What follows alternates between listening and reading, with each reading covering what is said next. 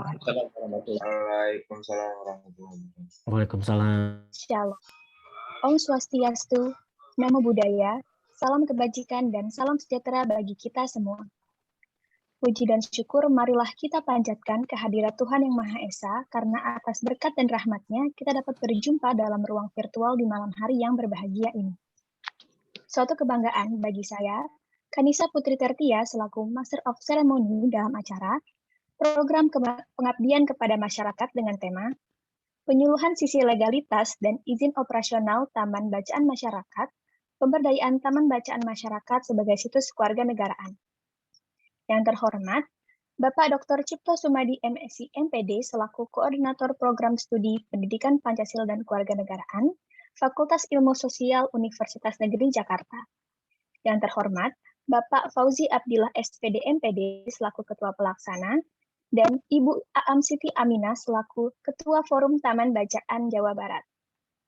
Yang kami hormati narasumber dan moderator yakni Bapak Abdul Rahman Hamid SHMH dan Saudari Helen Ardana, serta seluruh panitia dan para hadirin yang telah hadir pada malam hari ini. Selanjutnya, saya akan membacakan agenda kita pada malam hari ini. Yang pertama, pada pukul 19.30 hingga 19.35, acara telah dibuka oleh saya selaku MC. Selanjutnya, pada pukul 19.40 hingga 19.45 akan ada sambutan dan juga pengantar dari Ketua Pelaksana, yaitu Bapak Fauzi Abdillah SPD MPD, yang akan dilanjut dengan sambutan dan juga pengantar oleh Ketua Forum Taman Bacaan Jawa Barat, yaitu Ibu Aam Siti Aminah. Selanjutnya, pada pukul 19.45 hingga 19.55 akan dibacakan CV moderator oleh MC. Dilanjut pada pukul 19.55 hingga 20.05 akan ada pembacaan CV pembicara oleh moderator. Pada pukul 20.05 hingga 20.35 kita akan menyimak penyampaian materi mengenai penyuluhan sisi legalitas dan izin operasional Taman Bacaan Masyarakat, pemberdayaan Taman Bacaan Masyarakat sebagai situs kewarganegaraan oleh Bapak Abdul Rahman Hamid SHMH. Dan pada pukul 20.35 hingga 20.55 akan dibuka sesi tanya jawab yang akan dipandu oleh saudari moderator. Dan acara akan ditutup pada pukul 20.55 hingga 21.00. Baik Bapak Ibu hadirin yang kami hormati, selanjutnya marilah kita menyimak penyampaian sambutan dan juga pengantar oleh Ketua Pelaksana, yaitu Bapak Fauzi Abdillah SPD MPD. Kepada Bapak Fauzi Abdillah SPD MPD, disilakan. Baik, terima kasih Kanisa Putri Tertia dan bismillahirrahmanirrahim. Assalamualaikum warahmatullahi wabarakatuh. Selamat malam Akang Teteh semuanya dan selamat datang di kegiatan ataupun program pengabdian kepada masyarakat dari program studi Pendidikan Pancasila dan Kewarganegaraan Fakultas Ilmu Sosial Universitas Negeri Jakarta. Dan sebetulnya kegiatan ini memang kegiatan lanjutan ya Umi dan teman-teman semuanya. Kegiatan lanjutan dari kerjasama kita dari tahun lalu dan dilanjutkan. Semoga silaturahmi ini dan kerjasama ini bisa berlanjut terus sampai tahun-tahun selanjutnya. Dan tema kali ini tentu ini tidak datang dari kami gitu, tapi dari obrolan bersama Umi Aam dan teman-teman di Forum Taman Bacaan Masyarakat di Jawa Barat, bahwa memang ada permasalahan yang sedikit mengganjal dan bahkan mungkin bukan sedikit ya, banyak mengganjal teman-teman di TBM, bahwa permasalahan tentang legalistik dan izin operasional itu muncul terus di permukaan, bahkan sampai di diskusi terakhir dengan pengurus pusat. Demikian. Nah, itulah kenapa kami menyambut dengan menyelenggarakan acara ini. Semoga ada acara selanjutnya dari follow up dari acara ini. Namun tentu sebelum sampai ke sana, kami harapkan juga acara ini bisa memberikan banyak manfaat untuk teman-teman di Taman Bacaan Masyarakat di Jawa Barat. Dan saya lihat yang mendaftar tidak hanya dari Jawa Barat, dari Sorong juga ada, dari Banten juga tadi terlihat, dari Jakarta juga ada yang ikut. Dan tentu kami sebagai kampus mengadakan pengabdian masyarakat berbasis dari konsep-konsep dan teori-teori terbaru yang dikembangkan melalui penelusuran ilmiah. Dan itulah mengapa kami membawa ahlinya ke sini, ahli dari Fakultas Ilmu Sosial Universitas Negeri Jakarta, yaitu Bapak Abdurrahman Hamid SHMH. Beliau di antara dosen-dosen hukum yang lain yang paling mumpuni lah dalam masalah ini. Jadi saya secara pribadi terima kasih banyak untuk Pak Rahman sudah berkenan untuk hadir dan menjadi pembicara di pada momen kali ini. Dan kemungkinan Pak Rahman tidak hanya memaparkan, tetapi kesempatan ini bisa dimanfaatkan untuk teman-teman semuanya berkonsultasi gitu ya, berkonsultasi tentang hal yang akan dipaparkan oleh Pak Rahman. Dan tentu saya sekali lagi ingin berterima kasih sangat banyak pada para pimpinan universitas, mulai dari level universitas, fakultas, sampai program studi di Universitas Negeri Jakarta, karena telah mendukung program ini. Selanjutnya saya berterima kasih juga kepada narasumber sudah berkenan hadir di tengah kesibukannya. Dan tentu dengan kebanggaan hati saya ingin berterima kasih juga kepada teman-teman Forum Taman Bacaan Masyarakat yang sudah mendukung program ini, dan teman-teman yang saya banggakan, teman-teman panitia, Chanisa Putri Tertia, lalu Helen, Andri, koordinator pada malam kali ini, lalu Farhan Fahrezi dan Abdurrahman Tarigan. Nah, Abdurrahman Tarigan, itu kan hampir keselip tuh sama Pak Abdurrahman Hamid. Dan tentu itu mungkin ya yang bisa saya sampaikan pada malam kali ini. Just enjoy the show dan selamat mendengarkan. Wabillahi taufiq wal hidayah. Wassalamualaikum warahmatullahi wabarakatuh. Warahmatullahi wabarakatuh. Baik, terima kasih kepada Bapak Fauzi Abdillah atas sampaian sambutan dan juga pengantarnya. Selanjutnya, marilah kita menyimak penyampaian sambutan dan kata pengantar oleh Ketua Forum Taman Bacaan Masyarakat Jawa Barat, Ibu Aam Siti Aminah. Kepada Ibu Aam Siti Aminah, disilakan. Baik, terima kasih kepada pembawa acara yang sudah memberi kesempatan kepada saya. Bismillahirrahmanirrahim. Assalamualaikum warahmatullahi wabarakatuh. Rabbi srohli sodri wa yassirli amri wahlul uqdatam min lisani yafqahu qouli. Puji dan syukur marilah kita sama-sama panjatkan kehadirat Ilahi Robi, karena pada kesempatan yang berbahagia ini kita bisa berkumpul bersama, walaupun secara virtual kita berhadapan dengan laptop dan HP mungkin, tapi alhamdulillah kita bisa berkumpul. Mudah-mudahan niat kita untuk berkumpul ini menjadi satu wasilah bahwa silaturahmi dan mencari ilmu itu memang harus terus dilakukan sampai akhir hayat. Tak lupa sholawat serta salam marilah kita sama-sama sampaikan kepada junjungan kita Nabi besar Muhammad SAW, karena berkat beliaulah maka kita bisa berliterasi semerdeka ini seperti sekarang. Terima kasih kepada pihak UNJ pada kesempatan ini diwakili oleh Pak Fauzi Abdillah, yang kebetulan juga Pak Fauzi ini adalah tim kami di Forum Taman Bacaan Masyarakat Jawa Barat. Dan seperti yang tadi sudah disampaikan oleh Pak Fauzi bahwa kerjasama ini memang sudah berlangsung sebelum kepengurusan saya. Jadi kepengurusan Kang Opik sudah kita pernah melakukan kerjasama dan sekarang berlanjut di kepengurusan ini. Terima kasih juga kepada Pak Abdurrahman Hamid SHMH yang sudah berkesempatan hadir di kesempatan kali ini. Salam kenal Pak dari Jawa Barat. Mudah-mudahan kita bisa bertemu lagi lain waktu dan kita bisa berkonsultasi banyak tentang legalisasi ini. Teman-teman semua, saya melihat di sini teman-teman sudah banyak bergabung di seluruh Jawa Barat, walaupun hanya perwakilan 1-2 orang, tapi itu nanti akan menjadi perwakilan teman-teman di forum agar disampaikan kembali ke teman-teman yang lain. Karena bagaimanapun juga Taman Bacaan Masyarakat ini adalah tempat belajarnya masyarakat. Jadi ketika masyarakat ingin tahu tentang apapun, maka datanglah ke Taman Bacaan Masyarakat. Cuma ketika kita sudah tahu apa yang kita mau, jangan salah, kita harus menyampaikannya pula ke yang lain. Jadi akhirnya ilmu yang kita dapat harus disebarkan kembali ke yang lain.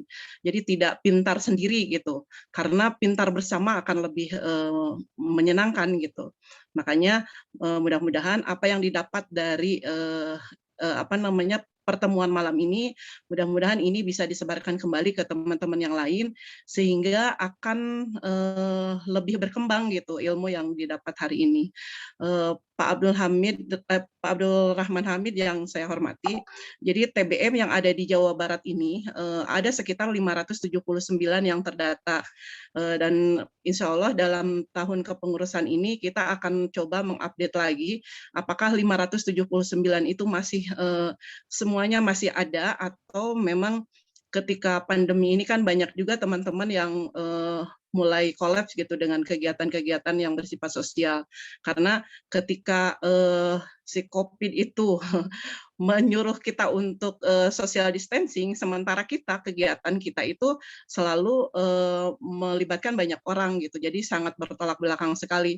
Tapi mudah-mudahan teman-teman masih bisa survive dengan kondisi seperti ini, sehingga apapun yang terjadi kita bisa mensiasatinya dengan literasi digital ini. Karena bagaimanapun juga Taman Bacaan Masyarakat di seluruh Indonesia ini mengusung 6 kemampuan literasi dasar yang diantaranya adalah literasi baca tulis, literasi numerasi, literasi sains, literasi digital yang sekarang lagi dibumingkan, lalu ada literasi finansial juga, bagaimana operasional di Taman Bacaan bisa bisa mengcover semua kegiatan-kegiatan yang dilakukan di Taman Bacaan. Dan satu lagi adalah literasi budaya dan kewargaan. Mudah-mudahan dari 6 literasi dasar ini teman-teman tetap bisa mempunyai ciri khas masing-masing di Taman Bacaan masing-masing. Dan kenapa kita akhirnya mengambil tema tentang legalisasi, karena memang seperti tadi yang disampaikan oleh Pak Pauji, ternyata itu menjadi satu permasalahan yang tak kunjung selesai sampai saat ini gitu. Walaupun memang ketika permasalahan muncul ya ada beberapa kota kabupaten yang akhirnya bisa selesai dengan solusi yang mereka lakukan di tataran kota kabupaten. Tapi ada juga kota kabupaten yang masih sampai detik ini masih terus berjuang untuk mempertahankan itu. Teman-teman, kenapa legalisasi itu penting? Karena kita memang ada satu kegiatan yang menghadirkan banyak orang gitu, sehingga sangat rentan ketika apa yang kita lakukan ini tidak mempunyai legalisasi. Kita bisa aja ada dari masyarakat atau dari siapapun datang ke kita dengan menanyakan apakah kegiatan kita legal atau tidak. Nah, itu sangat rentan sekali ketika hal itu dipertanyakan di kegiatan-kegiatan kita. Makanya kita butuh legalisasi. Selain itu juga kita butuh legalisasi karena kita butuh kepercayaan dari pihak ketiga. Ketika legalisasi itu ada, maka pihak ketiga akan percaya kepada kita gitu. Trust sebagai lembaga itu adanya di situ. Dan mungkin nanti akan dikupas lebih rinci oleh Pak Abdul Rahman Hamid selaku memang praktisi di bidang hukum. Mungkin itu aja yang bisa saya sampaikan. Teman-teman semangat untuk belajar bersama, karena kita sebagai pengelola taman bacaan, selain kita mendampingi masyarakat untuk belajar, kita juga sama harus mencari ilmu dan belajar juga gitu. Jadi akhirnya seperti guru sama murid, ketika guru belajarnya malam lebih dulu, nah murid itu baru dikasih pagi hari. Nah, seperti itu juga kita gitu. Ketika kita menyiapkan apa yang akan kita lakukan ke masyarakat melalui program, maka besoknya atau lusa atau kapanpun lah sesuai dengan jadwal kita langsung sampaikan itu ke masyarakat. Jadi memang proses belajar itu tidak untuk masyarakat luas, tapi kita juga sebagai pengelola taman bacaan harus lebih dulu mencari ilmu, karena mencari ilmu itu dari buayan sampai ke liang lahat, itu hadis Nabi yang sudah kita tahu bersama. Mudah-mudahan teman-teman selalu bergembira dalam belajar, karena pembelajaran di masyarakat itu tidak akan ada habis-habisnya. Teman-teman akan dituntut banyak hal ketika teman-teman langsung terjun di masyarakat. Walaupun hanya punya satu keunggulan kita, tapi masyarakat mengetahui bahwa kita itu serba tahu. Makanya ketika itu terjadi, kita harus banyak belajar, dan belajar. Belajarlah dengan sungguh-sungguh dan sukacita gitu, agar apa yang didapat juga lebih berkah. Mungkin itu aja. Terima kasih semuanya. Wabillahi taufiq wal hidayah. Wassalamualaikum warahmatullahi wabarakatuh. Waalaikumsalam warahmatullahi wabarakatuh. Warahmatullahi wabarakatuh. Atur Nunumi. Terima kasih kepada Ibu Aam Siti Aminah atas penyampaian sambutan dan juga pengantarnya. Baik, selanjutnya saya akan membacakan CV moderator kita pada malam hari ini. Disilakan kepada panitia untuk menampilkan CV moderator kita.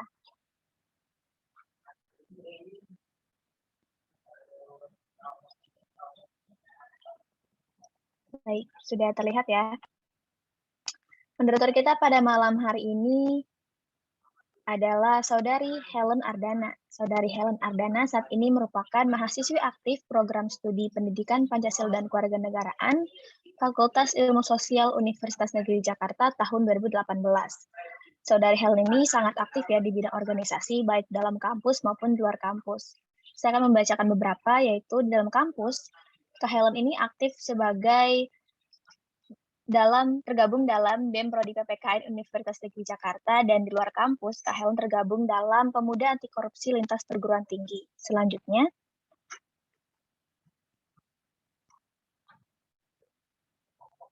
boleh di next, panitia.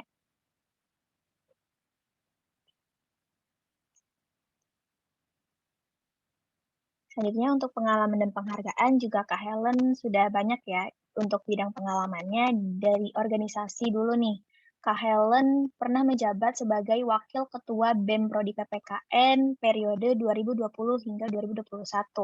Kak Helen juga pernah mengikuti Sekolah Kader Pengawas Partisipatif Daring yang dilaksanakan oleh Bawaslu Republik Indonesia. Pada bidang penghargaan juga Kak Helen beragam, ada yang dari public speaking dan juga kepenulisan. Contohnya, Kak Helen pernah menjadi juara pertama dalam kompetisi debat nasional School Reference Bayatura pada tahun 2017, dan juga Kak Helen pernah menjadi juara pertama lomba menulis cerita singkat se-Jakarta Barat dengan tema Semangat Anti Korupsi. Kalau begitu, langsung saja disilakan untuk Kak Helen mengambil alih acara. Baik, terima kasih Hanisa atas kesempatannya. Sebelumnya, Assalamualaikum warahmatullahi wabarakatuh. Shalom, Om Swastiastu, Namo Buddhaya, Salam Kebajikan, Rahayu, Rahayu, Rahayu. Yang terhormat, Bapak Dr. Cipto Sumadi, MSc MPD, selaku Koordinator Program Studi Pendidikan Pancasila dan Kewarganegaraan, Fakultas Ilmu Sosial Universitas Negeri Jakarta. Yang saya hormati, Bapak Fauzi Abdillah MPD, selaku Ketua Pelaksana Program PKM atau Pengabdian kepada Masyarakat, Ibu Aam Siti Aminah, selaku Ketua Forum TBM Provinsi Jawa Barat, dan tentunya seluruh peserta yang berbahagia dari berbagai penjuru di Indonesia. Suatu kebanggaan bagi saya, Helen Ardana, bertindak sebagai moderator yang akan memoderasi jalannya diskusi kita pada malam hari ini. Hadirin sekalian, sebagaimana yang kita tahu, tingkat literasi Indonesia secara nasional masih berada dalam kategori literasi yang rendah. Hal ini tentunya harus mempengaruhi rasa tanggung jawab sosial yang kemudian membawa kita pada tindakan tertentu dengan maksud mengubah kondisi yang ada menuju pada fase yang lebih baik. Pemahaman mengenai kondisi aktivitas literasi yang rendah tersebut juga menjadi keresahan bagi para pendiri Taman Bacaan Masyarakat atau TBM. Keberadaan Taman Bacaan Masyarakat atau TBM di Indonesia sebetulnya sudah mencapai angka yang cukup tinggi, yakni mencapai 5 ribuan. Dan tentunya kita juga perlu mengakui bahwasanya TBM atau Taman Bacaan Masyarakat memiliki peranan yang sangat penting dalam hal meningkatkan literasi masyarakat. Namun, kehadiran TBM ini juga perlu mendapat perhatian yang lebih, mengingat seringkali TBM dihadapkan pada problematika yang sifatnya administratif. Pertanyaannya adalah, bagaimana sebetulnya pengaturan atau aspek legalitas dari Taman Bacaan Masyarakat? Pertanyaan tersebut kiranya dapat terjawab melalui kegiatan pengabdian kepada masyarakat kali ini, yang mana mengangkat tema penyuluhan, sisi legalitas dan izin operasional Taman Bacaan Masyarakat. Sebelum memulai diskusi, izinkan saya untuk terlebih dahulu memperkenalkan narasumber kita yang luar biasa hebat. Narasumber pada sesi penyuluhan kali ini adalah Bapak Abdurrahman Hamid SHMH. Beliau merupakan dosen Fakultas Ilmu Sosial Universitas Negeri Jakarta, koordinator program studi pendidikan sosiologi, sekaligus konsultan hukum.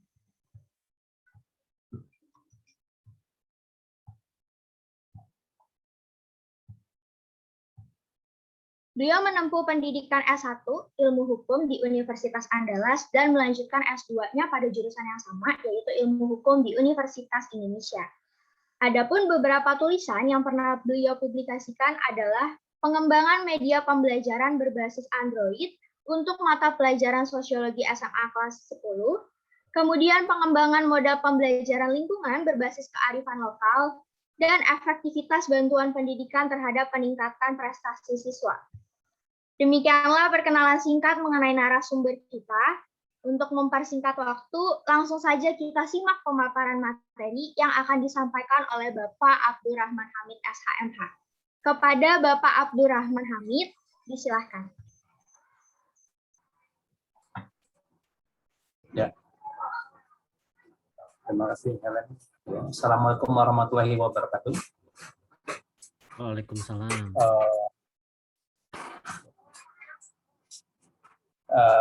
Kalau yang mau menampilkan isinya bisa saya ya, karena ada sesuatu yang saya harus klik di sini. PPT-nya. Ya. Terima kasih kepada PPKN, dosen PPKN, terutama Pak Fauzi yang sudah memberikan kesempatan kepada saya untuk berpartisipasi ya dalam acara ini. Mudah-mudahan apa yang disampaikan pada malam hari ini bermanfaat bagi banyak pihak. Bapak Ibu sekalian ya, mungkin tadi sudah diperkenalkan nama saya Abdurrahman Hamid. Ya. Jadi saya adalah background saya hukum sebenarnya, cuma di UNJ belum ada hukum sehingga masuk sosiologi ya. Kemudian sedikit gambaran tentang perizinan ini, saya pernah melakukan pengurusan lah sedikit banyaknya tentang perizinan perusahaan-perusahaan, legalitas perseroan, yayasan, PT dan sebagainya sewaktu saya sebelum masuk UNJ itu ada di kantor notaris. Hampir sekitar 6-7 tahun ya. Mungkin tadi saya lihat ada di Tambun, Bekasi dan sebagainya. Kebetulan rumah saya sebenarnya di Jawa Barat ya, di Cikarang. Ya, mudah-mudahan ada yang kenal TBM-TBM-nya di sini. Ya, kemudian sekarang saya tinggal di Karawang sebenarnya. Itu perkenalan singkat saya. Saya mau tanya dulu, ini waktu yang diberikan kepada saya sampai jam berapa untuk presentasi?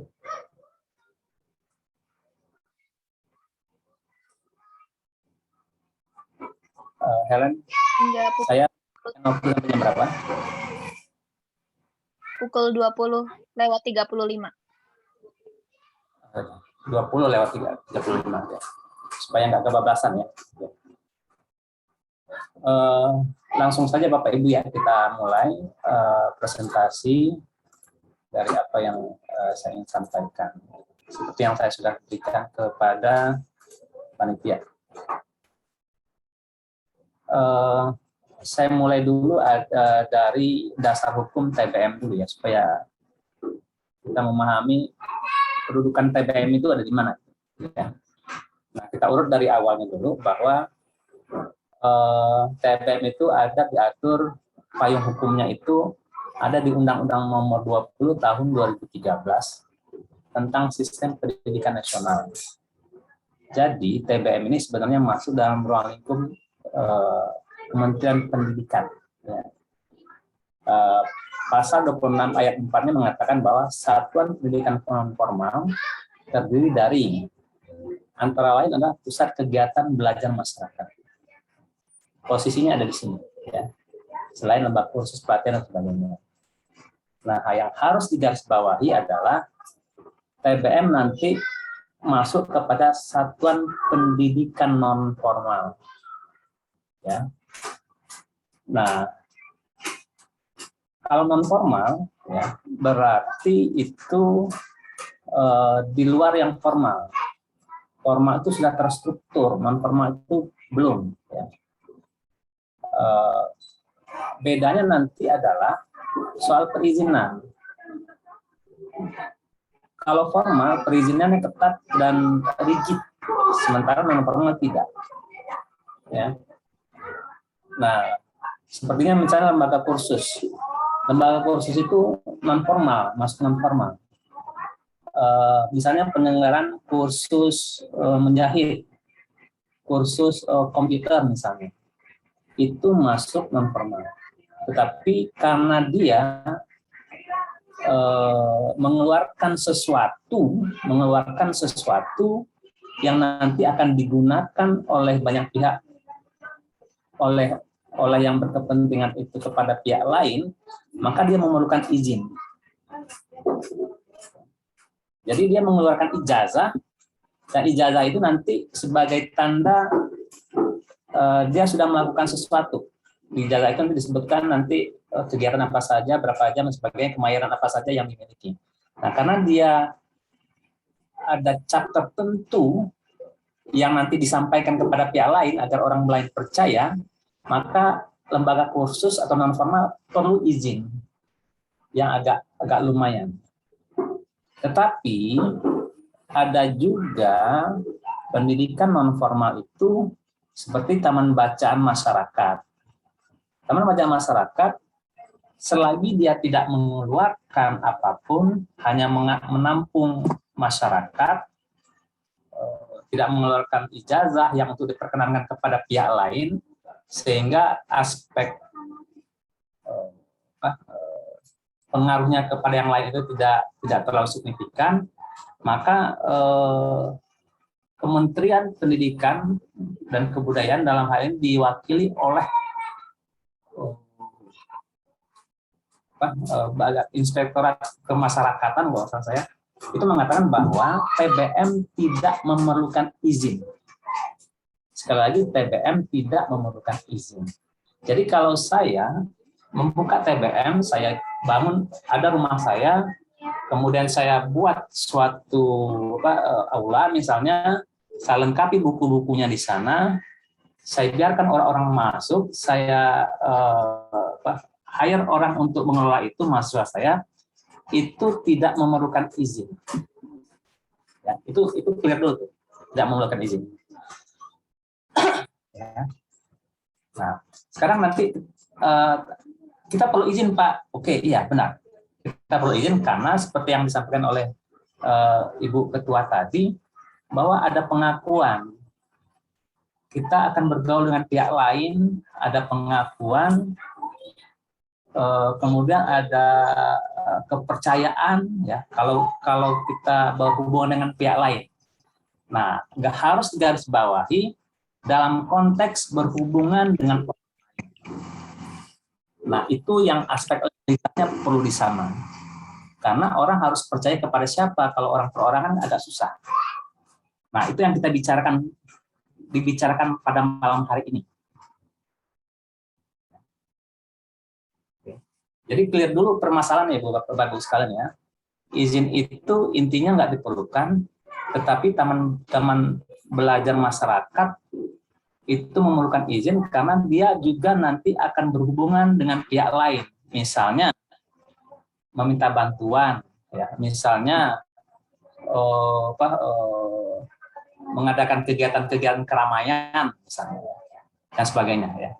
Nah, dalam konteks-konteks seperti itulah izin itu diperlukan. Ya. Nah, kemana izin tersebut ditujukan? Izin itu ditujukan karena kita dalam ruang lingkup lembaga pendidikan maka harusnya izin itu diajukan ke dinas pendidikan setempat, mulai dari kecamatan sampai kabupaten. Yang diberikan kabupaten sebenarnya pada intinya, ya. Bukan ke pusat sangat. Ya. Nah, pusat sebagai nanti kementerian Kemendikbud itu hanya sebagai pembina, memberikan bantuan dan sebagainya. Posisinya seperti itu. Dan kita lanjutkan dulu. Nah, selanjutnya dasar hukum dari TBM ini ada di Undang-Undang Nomor 20 Tahun 2013. Ya. Setiap satuan pendidikan formal dan non formal yang didirikan wajib memperoleh izin pemerintah atau pemerintah daerah. Undang-undang ini adalah tentang tata cara perizinan pendidikan non formal. Setiap kesatuan pendidikan formal dan non formal yang didirikan wajib memperoleh izin pemerintah atau pemerintah daerah setempat. Tetapi tidak semua satuan pendidikan non formal itu harus memperoleh izin dari pemerintahan daerah. Seperti yang saya sudah terangkan tadi. Poinnya di sana. Jadi nggak wajib sebenarnya. Ya. Next lagi, mungkin kalau Bapak Ibu sekalian masih ragu tentang hal ini, tolong ditanyakan. Nah, ya. Ini Permendikbud RI nomor 81 tahun 2013 tentang pendidikan satu pendidikan. Nah, yang tadi itu kan ya. Pasal 2, ya. Nah, kita beranjak pada sini ya. Pasal 2, satuan pendidikan non formal dapat didirikan oleh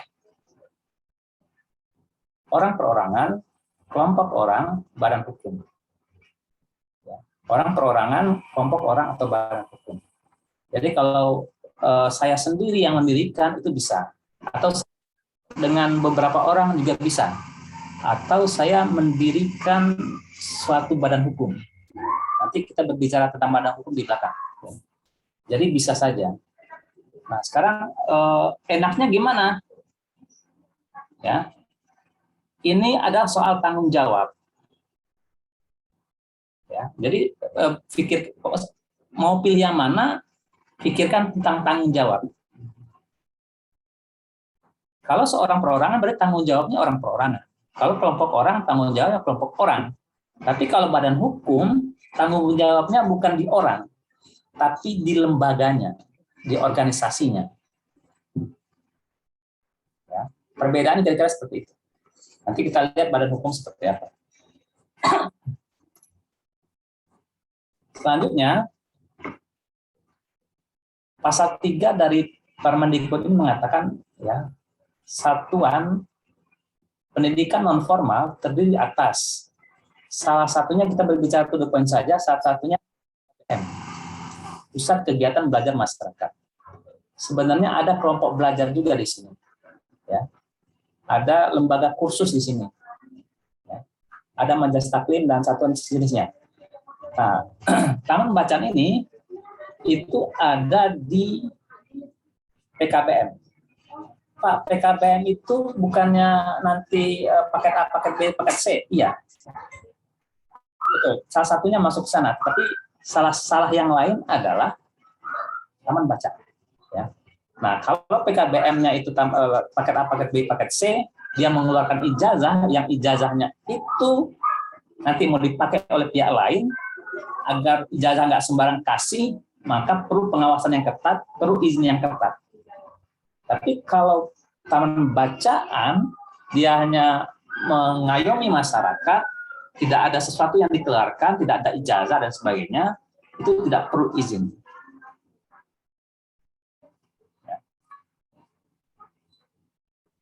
Next, pasal 6 Permendikbud RI nomor 81, ya, pendiri mengajukan surat permohonan pendirian satuan pendidikan non formal dengan melampirkan persyaratan teknis dan administratif.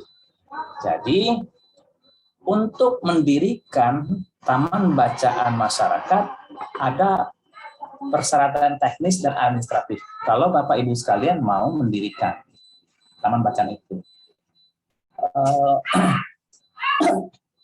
Kalau tidak, pada dasarnya tidak juga masalah, ya.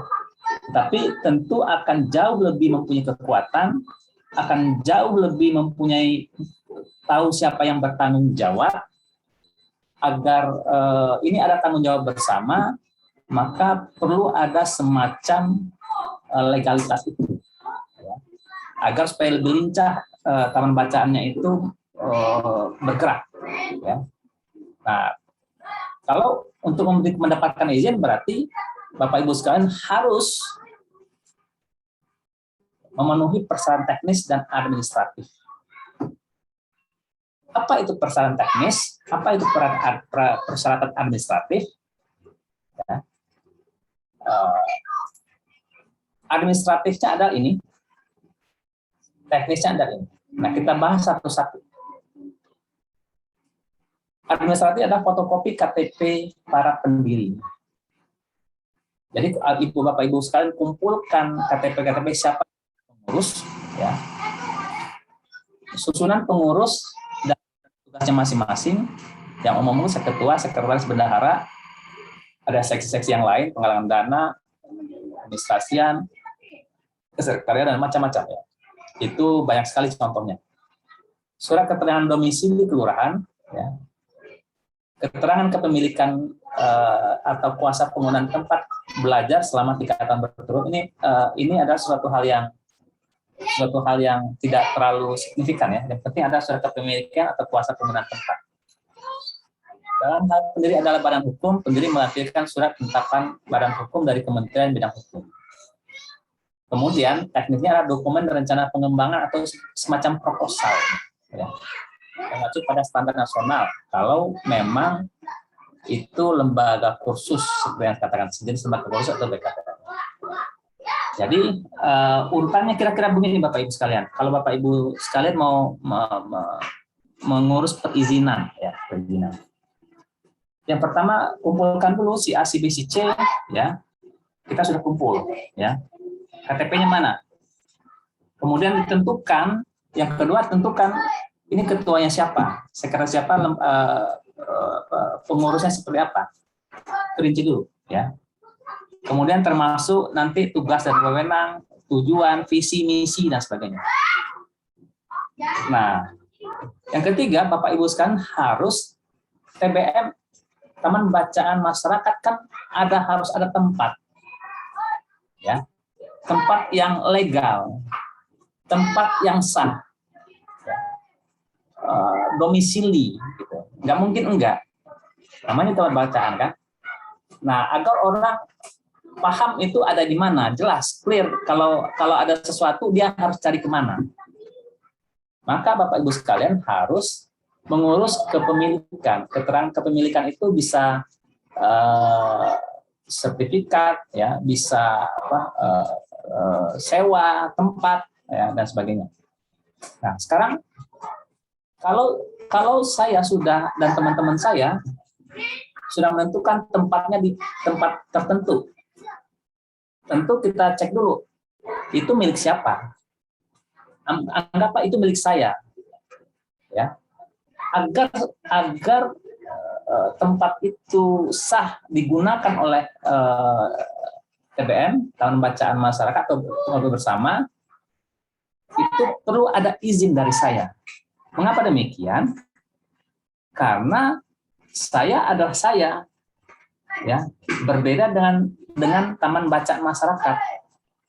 Taman Bacaan Masyarakat harus punya sesuatu legalitas tentang tempat yang diurusnya itu. Kalau misalnya fasum, berarti minta izin ke pemilik fasum. Kalau sewa, ada surat sewa menyewanya. Ya. Kalau milik saya, berarti Bapak Ibu sekalian, teman-teman saya itu, saya akan membuatkan surat kuasa bahwa dengan ini saya menyatakan bahwa saya bersedia untuk tempat saya itu digunakan oleh TBM minimal selama 3 tahun. Jadi ada jangka waktunya tuh. Biar orang nyari nggak susah. Jadi itu saja cukup, bukan IMB, bukan. Sepengetahuan saya bukan IMB. Ya. Karena ini nggak terlalu ribet. Ya. Nggak terlalu ribet. Kalau satu bangunan, ya kalau ada IMB-nya ya lebih baik. Jadi kalau nanti ada yang ngurus minta IMB,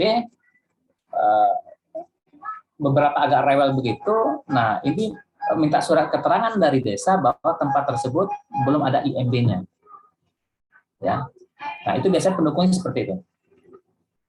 Setelah itu, ya, di sini tambah dokumen rencana pengembangan. Itu berupa proposalnya, ya. Proposal seperti apa, mau diapain ini taman bacaan dan sebagainya. Nah, sekarang kita berbicara tentang ini badan hukum. Tadi sudah dikatakan bahwa bisa dilakukan oleh perseorangan. Rata-rata kan bukan perseorangan, kita skip itu dulu, kita nggak bahas ya. Itu terlalu mudah lah, ya seperti yang saya katakan tadi. Nah sekarang kemungkinan kedua adalah sekelompok orang. Sekelompok orang berarti ada kesepakatan bersama dari mereka untuk mendirikan itu. Jadi izinnya itu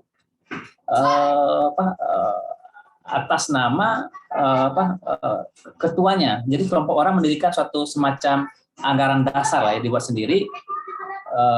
Nah itu nanti diajukan kepada kecamatan. Tapi ini biasanya nggak dilakukan orang nih. Ya, jadi legalitas itu hanya semacam surat keterangan dari kelurahan atau kecamatan bahwa si A, si B, si C ini ya mendirikan taman bacaan masyarakat, selesai. Tapi ini jarang dilakukan. Nah, yang paling banyak diinginkan orang supaya legalitasnya kuat adalah badan hukum. Pendirian badan hukum. Nah, kalau kita berbicara tentang pendirian badan hukum, itu lain lagi tuh. Nanti kita terangkan setelah ini. Jadi, ya, setelah ini ada dan semuanya ada, nanti baru minta izin secara bertahap. Saya RT, RW, surat keterangan bisa dikeluarkan dari RT, RW, penguatan, kemudian ajukan ke kecamatan, ya, kemudian baru ke sebenarnya dinas pendidikan. Tetapi saat sekarang di berbagai Pemda itu ada semacam PTSP ya, apa namanya itu ya, yang terpadu begitu, perizinan terpadu gitu. Jadi ada pendelegasian kewenangan dari berbagai macam unit itu kepada PTSP. Jakarta namanya PTSP pengetahuan saya. Ya. Untuk perizinan terpadu gitu namanya. Nah, ajukan ke sana secara berjenjang ya. Nah, persyaratan nanti beberapa saya kasih contoh yang sudah saya ambil. Nah, itu kira-kira yang harus dilengkapi. Yang harus dilengkapi. Nah, sekarang kita berbicara tentang badan hukum. Ya. Nah, badan hukum saya ambil ini sebenarnya udah banyak di berbagai literasi ya. Sehingga saya nggak perlu buat lagi lah yang nah, perbedaan badan usaha, badan hukum. Sekarang badan hukumnya itu macam-macam Bapak Ibu sekalian. Badan hukum itu macam-macam. Nah, sekarang ada badan, itu namanya badan usaha atau badan hukum ya. Ada badan usaha, kita katakan badan usaha ya, berbadan hukum. Dia ada yang namanya perseroan terbatas, yayasan, koperasi, badan usaha milik negara, badan usaha milik daerah. Sementara yang tidak berbadan usaha adalah, tidak berbadan hukum adalah CV firma persekutuan perdata. Ini kita akan jelaskan satu persatu secara singkat, ya, secara singkat. Sebelum saya ke masing-masing itu, saya akan uraikan dulu tentang perbedaan antara berbadan hukum atau tidak berbadan hukum. Ya. Berbadan hukum atau tidak berbadan hukum. Jadi sebenarnya pendirian itu bisa berbadan hukum atau tidak berbadan hukum. Ya. Perbedaannya signifikannya adalah kalau ya badan usaha termasuk usaha sosial yang berbadan hukum, maka segala hal itu, hak dan kewajibannya itu tidak dibebankan kepada masing-masing para pendirinya. Para pendiri tidak bertanggung jawab secara pribadi. Kalau terjadi apa-apa, ya yang tanggung jawab itu badan hukumnya. Kan badan hukumnya ada orang-orangnya, tetap orang-orangnya tidak bertanggung jawab. Misalnya kalau ada kerugian dan sebagainya itu. Kalau ada yayasan, misalnya sebagai yayasan, nanti kita berbicara tentang yayasan. Yayasan, maka kalau ada sesuatu tentang yayasan itu, rugi dan sebagainya itu, tidak sampai diumbar kepada pribadi. Mengapa demikian?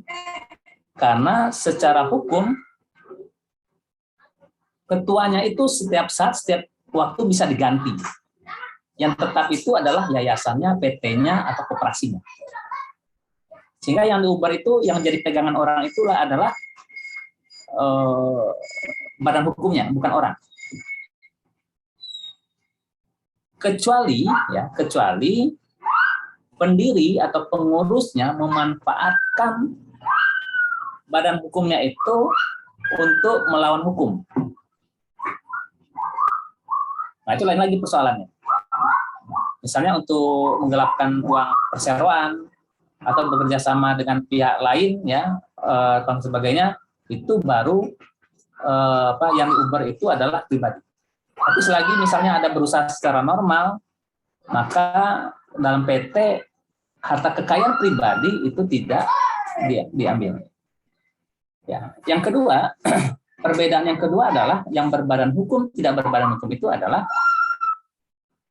kalau berbadan hukum, maka dia layaknya orang yang bisa melakukan perbuatan hukum, ya, perbuatan hukum seperti memiliki harta kekayaan. Jadi harta kekayaannya itu atas nama badan hukum bisa. Jadi kalau Bapak Ibu sekalian ada uang banyak, hibah, kemudian dikasih bisa diatasnamakan badan hukum. Kalau seandainya ada hibah mobil, mobilnya bisa atas nama yayasan, bisa atas nama perseroan terbatas. Kalau tidak berbadan hukum nggak bisa.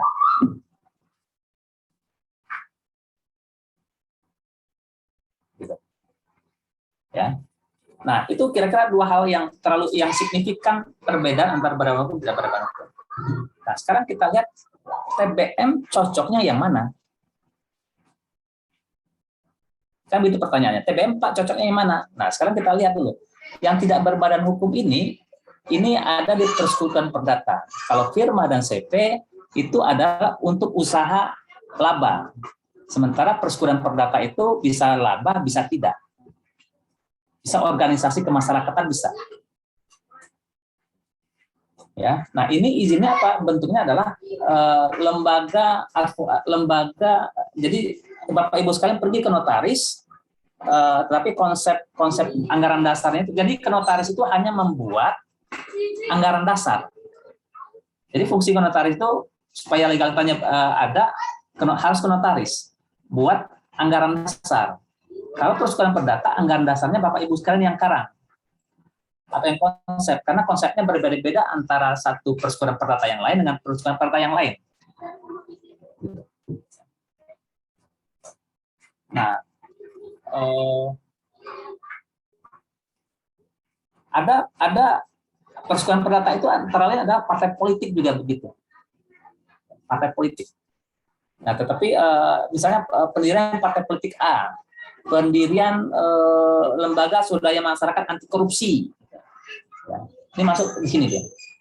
Nah, tetap izin-izinnya tetap diatur-atur seperti yang tadi kepada hal-hal yang berkait.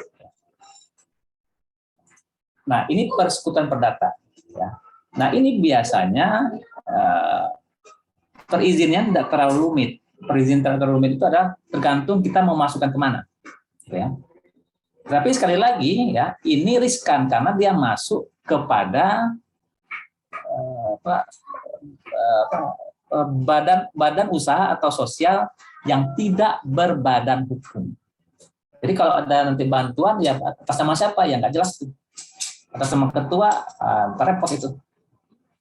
Ya. Nah, oleh karena itu ya, ini perlu dipikirkan sewaktu membuat legalitas dari TBM. Ya. Nah, jadi bisa ini ya, kalau bukan berbadan hukum, Bapak Ibu sekalian harus membuat persetujuan perdata. Namanya apa? Namanya misalnya Taman Bacaan Masyarakat Tambun Selatan, Taman Bacaan Masyarakat Teratai Putih misalnya, dan sebagainya.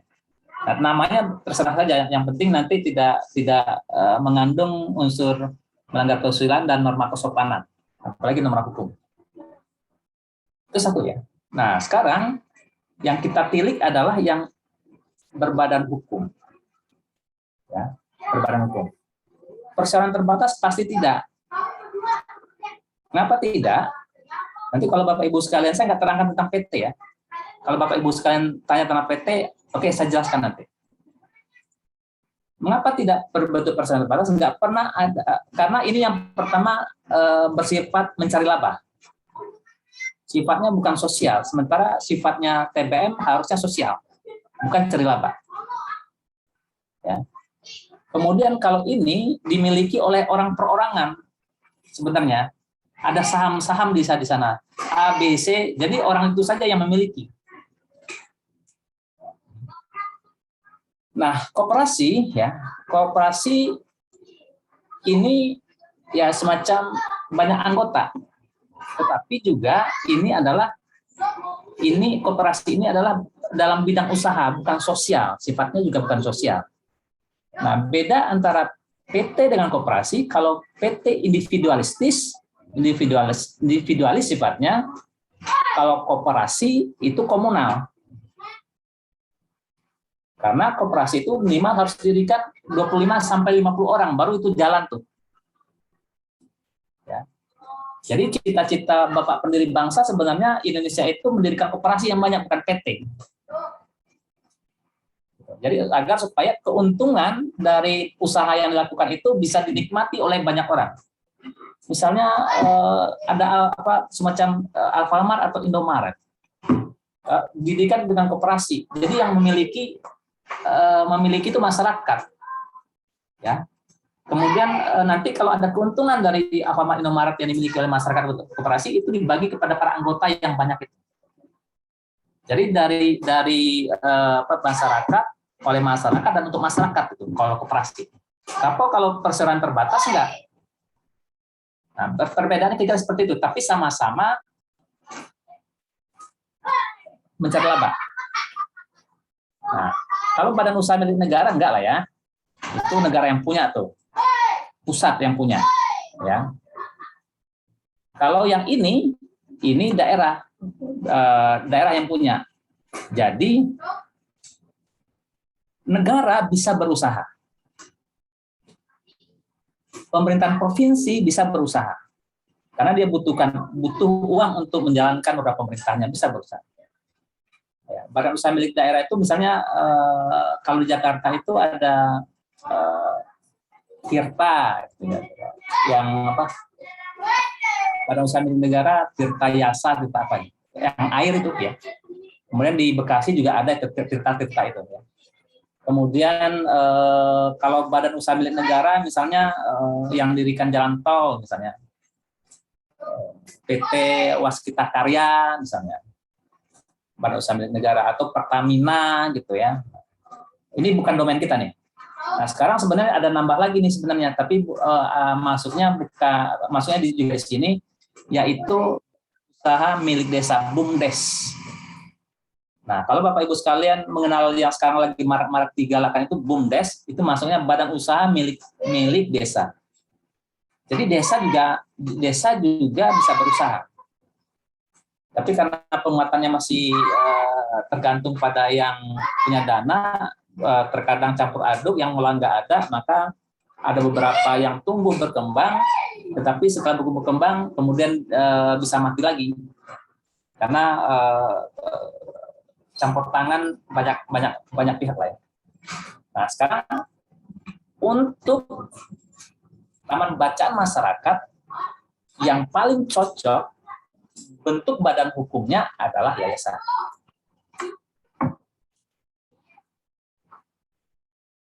Ya, yayasan. Jadi yayasan apa? Yayasan itu adalah bentuk badan hukum yang sifatnya nirlaba. Sebenarnya nggak boleh cari untung, tetapi karena ya sudahlah, ya, makanya kadang-kadang yayasan juga cari untung. Antara lain adalah yayasan pendidikan. Tapi konsep dasarnya nggak boleh cari untung. Karena ada ketentuan yang rigid di sana ya. Ketentuan rigid misalnya di yayasan itu, di sana itu harus ada pembina, pengawas, pengurus. Dan mereka nggak boleh digaji dari, seharusnya nggak boleh digaji dari usaha yayasan. Tapi kondisinya kan nggak seperti itu, masa nggak digaji sih gitu kan? Ya nggak boleh harusnya. Tapi kalau ada kegiatan tertentu yang dilakukan ya sudahlah, tutup mata karena nggak ada pengawasan juga kadang-kadang. Yang nggak ada pengawasan. Nah, nanti ada harta kekayaan dari yayasan, misalnya yayasan bubar nih, tapi ada mobil atas nama yayasan, siapa yang punya? Nggak bisa dimiliki oleh para pendiri atau para pengurus tuh. Ya, kalau bubar serahkan kepada, harus dihibahkan kepada yayasan lain yang nirlaba yang lainnya. Ketentuannya seperti itu. Ya, saya waktu 3 menit lagi ya. Nah, saya terangkan tentang yayasan ya. Jadi ada 2. Yang pertama, kalau Bapak Ibu sekalian nggak begini yayasan, yang nggak persetujuan perdata yayasan. Yayasan itu minimal harus ada 1 orang pembina, 3 orang pengurus, 1 orang pengawas, minimal 5. Dan Bapak Ibu sekalian harus ingat bahwa yang memegang kekuasaan presidennya di sana, yang menentukan mati mundurnya yayasan itu adalah bukan pengurus, tapi pembina. Ya. Kalau ini mau didirikan, pembinanya harus minimal ya 3, 5 ganjil gitulah. Ya, kalau berantem ada yang nengah itu. Ya. Nah, yayasan itu sudah anggaran dasar sudah rigid, nggak bisa berubah. Jadi Bapak Ibu siapkan nama apa, visi misinya apa, alamatnya mana, kemudian siapa pengurusnya, siapa pembina, pengawas pengurusnya, kemudian datang ke notaris tuh. Ya. Cuma modal KTP. Datang ke notaris, modal KTP, ingin buat yayasan. Nanti dibuatkan, biayanya berapa? Ya bisa, kalau kenal bisa 750, 500, ya kalau nggak kenal ya ditawarin 1,2 gitu. Dengan izin-izinnya bisa mencapai 4 gitu. Kalau kenal bisa 2, ya tergantung aja. Ya. Karena itu nggak ada, tinggal notarisnya itu sebenarnya tinggal modal kertas sama mesin print, kemudian tangan dia yang itu. Ya, tergantung kenalan ya.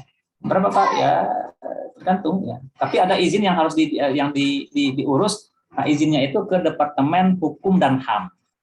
Ikut dengan itu ya, taksiran saya berapa taksirannya nggak tahu juga ya. Tapi perkiraan saya itu yang pernah ngurus itu karena ngambil untung ya bisa 3 jutaan. 4 juta, 5 juta. Tapi kalau kenal dia bisa 1,5 sudah jadi, udah bagus. Nah, setelah nanti ada anggaran dasar yayasan sama Departemen Hukum dan HAM-nya itu ada, itu 2 hari selesai. Ya, pergi ke sana 2 hari selesai. Ya, yayasan itu jadi dari notaris Bapak Ibu sekalian dapat akte pendirian yang tebal itu.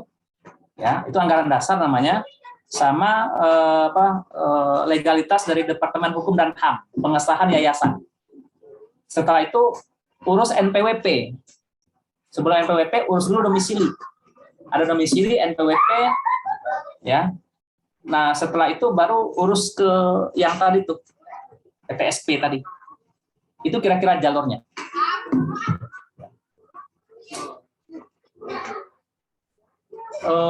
Sebentar, kita kembali ke PPT-nya. Nah, ini yang saya ambil dari berbagai pihak ya.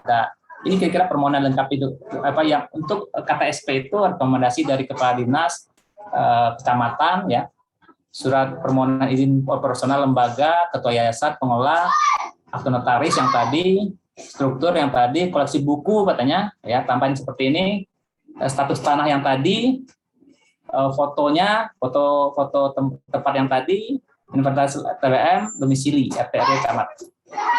Ya, nah ini ada beberapa persyaratan juga ada di sini. Nanti klik saja. Kemudian ini contoh persyaratan lain ya. Nah, ini kalau sudah selesai, kalau sudah agak maju, Bapak Ibu sekalian bisa mengajukan dana nih ke penelitian catat pemberian dana, tapi 2015 ya. Ke departemen ini panduannya, tapi setiap tahun pasti ada. Direktur Jenderal Pendidikan Anak Usia Dini dan Pendidikan Masyarakat, itu dirjennya. Tapi setelah dokumen lengkap di bawah dan bergerak untuk mengembangkan taman bacaan masyarakat ini ya, mungkin kalau banyak prestasi, banyak yang mudah-mudahan bisa dibantu. Tapi panduannya juga ada di sini. Jadi ada potensi sebenarnya yang cukup besar untuk mengembangkan ini, tetapi memang Bapak Ibu sekalian, ini kan kerjaan sosial ya. Sosial itu berarti apa ya? Mau nggak mau memang nomor 2 bukan nomor 1 itu. Nah, kendalanya sebenarnya di sana. Jadi waktu yang diberikan untuk sosial itu ya pastilah sisa-sisa dari waktu utama kita itu. Nah, kita berharap kalau ini bisa diajukan kalau ada komitmen dari para pengurusnya untuk memajukan ini sebagai amal jariah untuk bekal hidup di masa yang akan datang. Saya rasa cukup pemaparan saya, terlebih dan terkurang mohon maaf. Saya kembalikan kepada moderator. Assalamualaikum warahmatullahi wabarakatuh. Terima kasih Bapak Abdurrahman Hamid atas pemaparannya yang luar biasa. Selanjutnya, untuk merespon dan mendalami pemaparan materi yang telah diberikan oleh narasumber, saya akan memberikan kesempatan kepada para peserta yang ingin bertanya untuk terlebih dahulu menggunakan fitur raise hand atau bisa juga chat di kolom komentar. Nantinya saya akan mempersilahkan dan pertanyaannya bisa langsung saja disampaikan kepada Bapak Abdurrahman Hamid. Kepada para peserta, disilahkan untuk bertanya. Oke, di sini kita sudah punya beberapa pertanyaan nih, Pak. Yang pertama saya akan persilahkan kepada Bapak Sabuk, TBM Cipende. Silakan Bapak Sabuk. Oke, terima kasih Kak Helen atas waktunya. Assalamualaikum warahmatullahi wabarakatuh. Sebelumnya perkenalkan, nama saya Apit Sulaiman Rosadi, saya dari Garut, kebetulan sebagai presidennya Sabuk TBM Cipende, ini teman bacaan ya Pak ya. Nah jadi tadi saya menyimak bahwasannya TBM itu sebenarnya tidak, gini,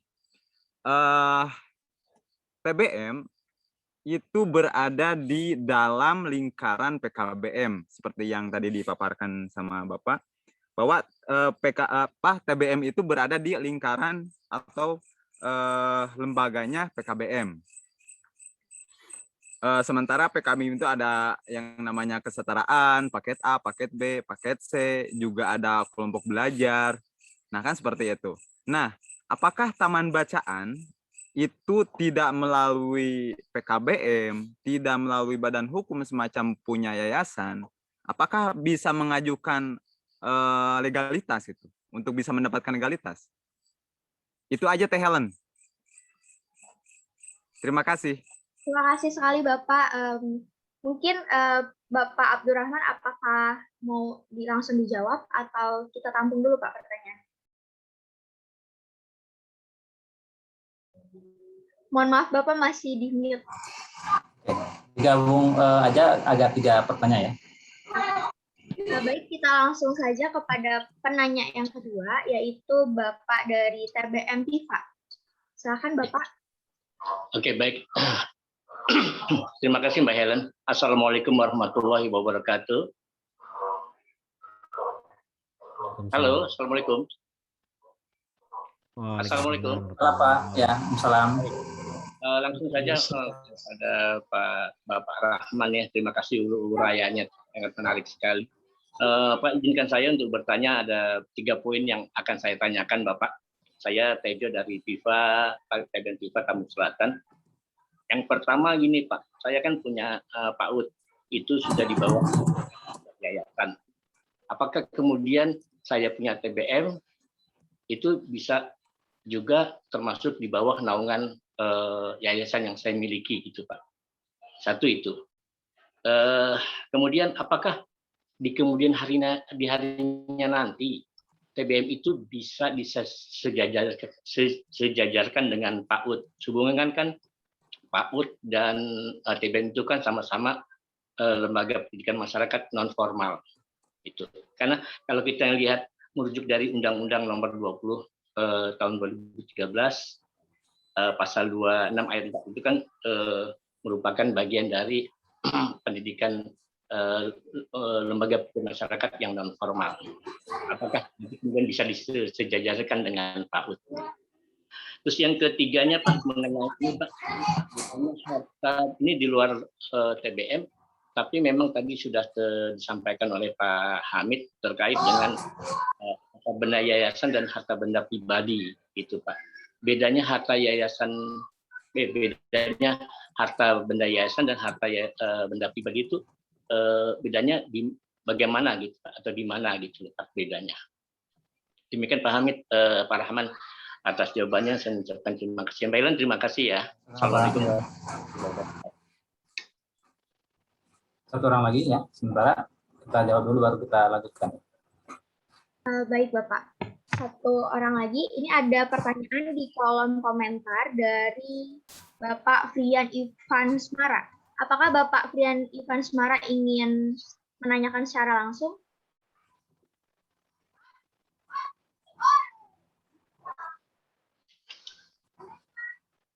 Halo Bapak Ivan. Oke, saja ya pertanyaannya. Jadi pertanyaannya seperti ini Pak. Kemarin saya menghubungi dinas setempat, tapi diarahkan untuk ke dinas perizinan atau penanaman modal atau satu pintu.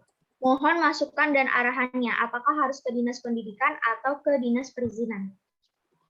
Itu pertanyaan dari Bapak Frian Ivan Semara.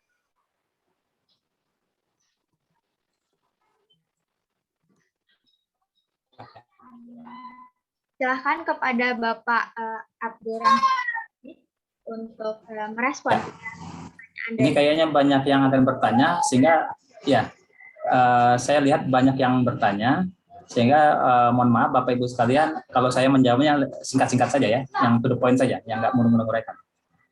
Yang pertama dari Sabuk TBM Cipende ya, apakah TBM tidak melalui PKBM, yang tidak melalui PKBM tidak semacam tidak berbadan hukum, tanpa itu bisa mengajukan legalitas.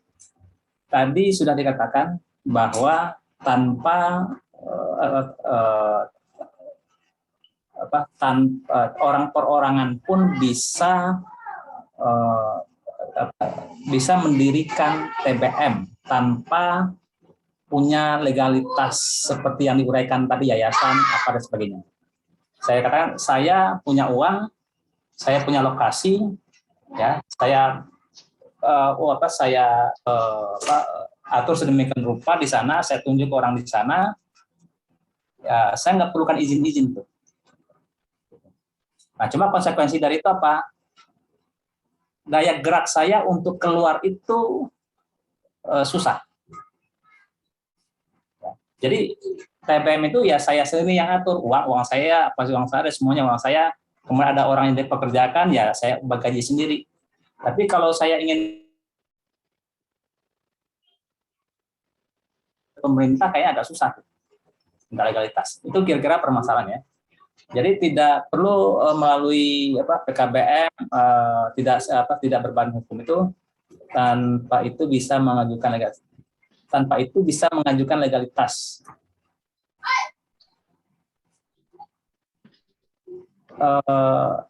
Begini.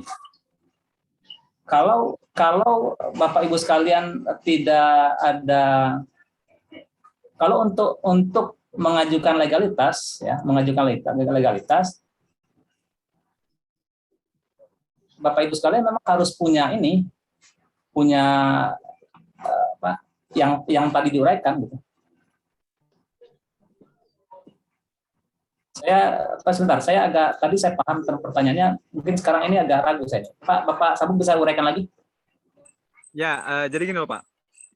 Saya kan secara utuhnya itu ya benar kata Bapak tadi bahwa saya punya tenaga, saya punya pikiran, saya punya uang, saya punya rekan misalkannya untuk membuat taman bacaan. Jadi saya berjalan aja gitu loh Pak untuk mendirikan taman bacaan. Dan selama ini saya udah sekitar dari 2016 akhir 2017 ya sekitar 4 tahun saya tetap jalan, enjoy gitu. Tidak ada yang kesana kemari yang mengganggu lah, katakanlah seperti itu. Namun di sisi lain benar apa yang dikatakan Umi tadi di awal gitu ya, bahwa kita agar pergerakan kita melebar, tentu kita harus memiliki yang namanya legalitas atau badan hukum. Nah, pertanyaan saya itu, apakah tidak dengan memiliki yayasan, tidak berada di bawah PKBM, taman bacaan itu bisa memiliki legalitas atau tidak? Itu aja sih Pak sebenarnya. Pertanyaan gitu.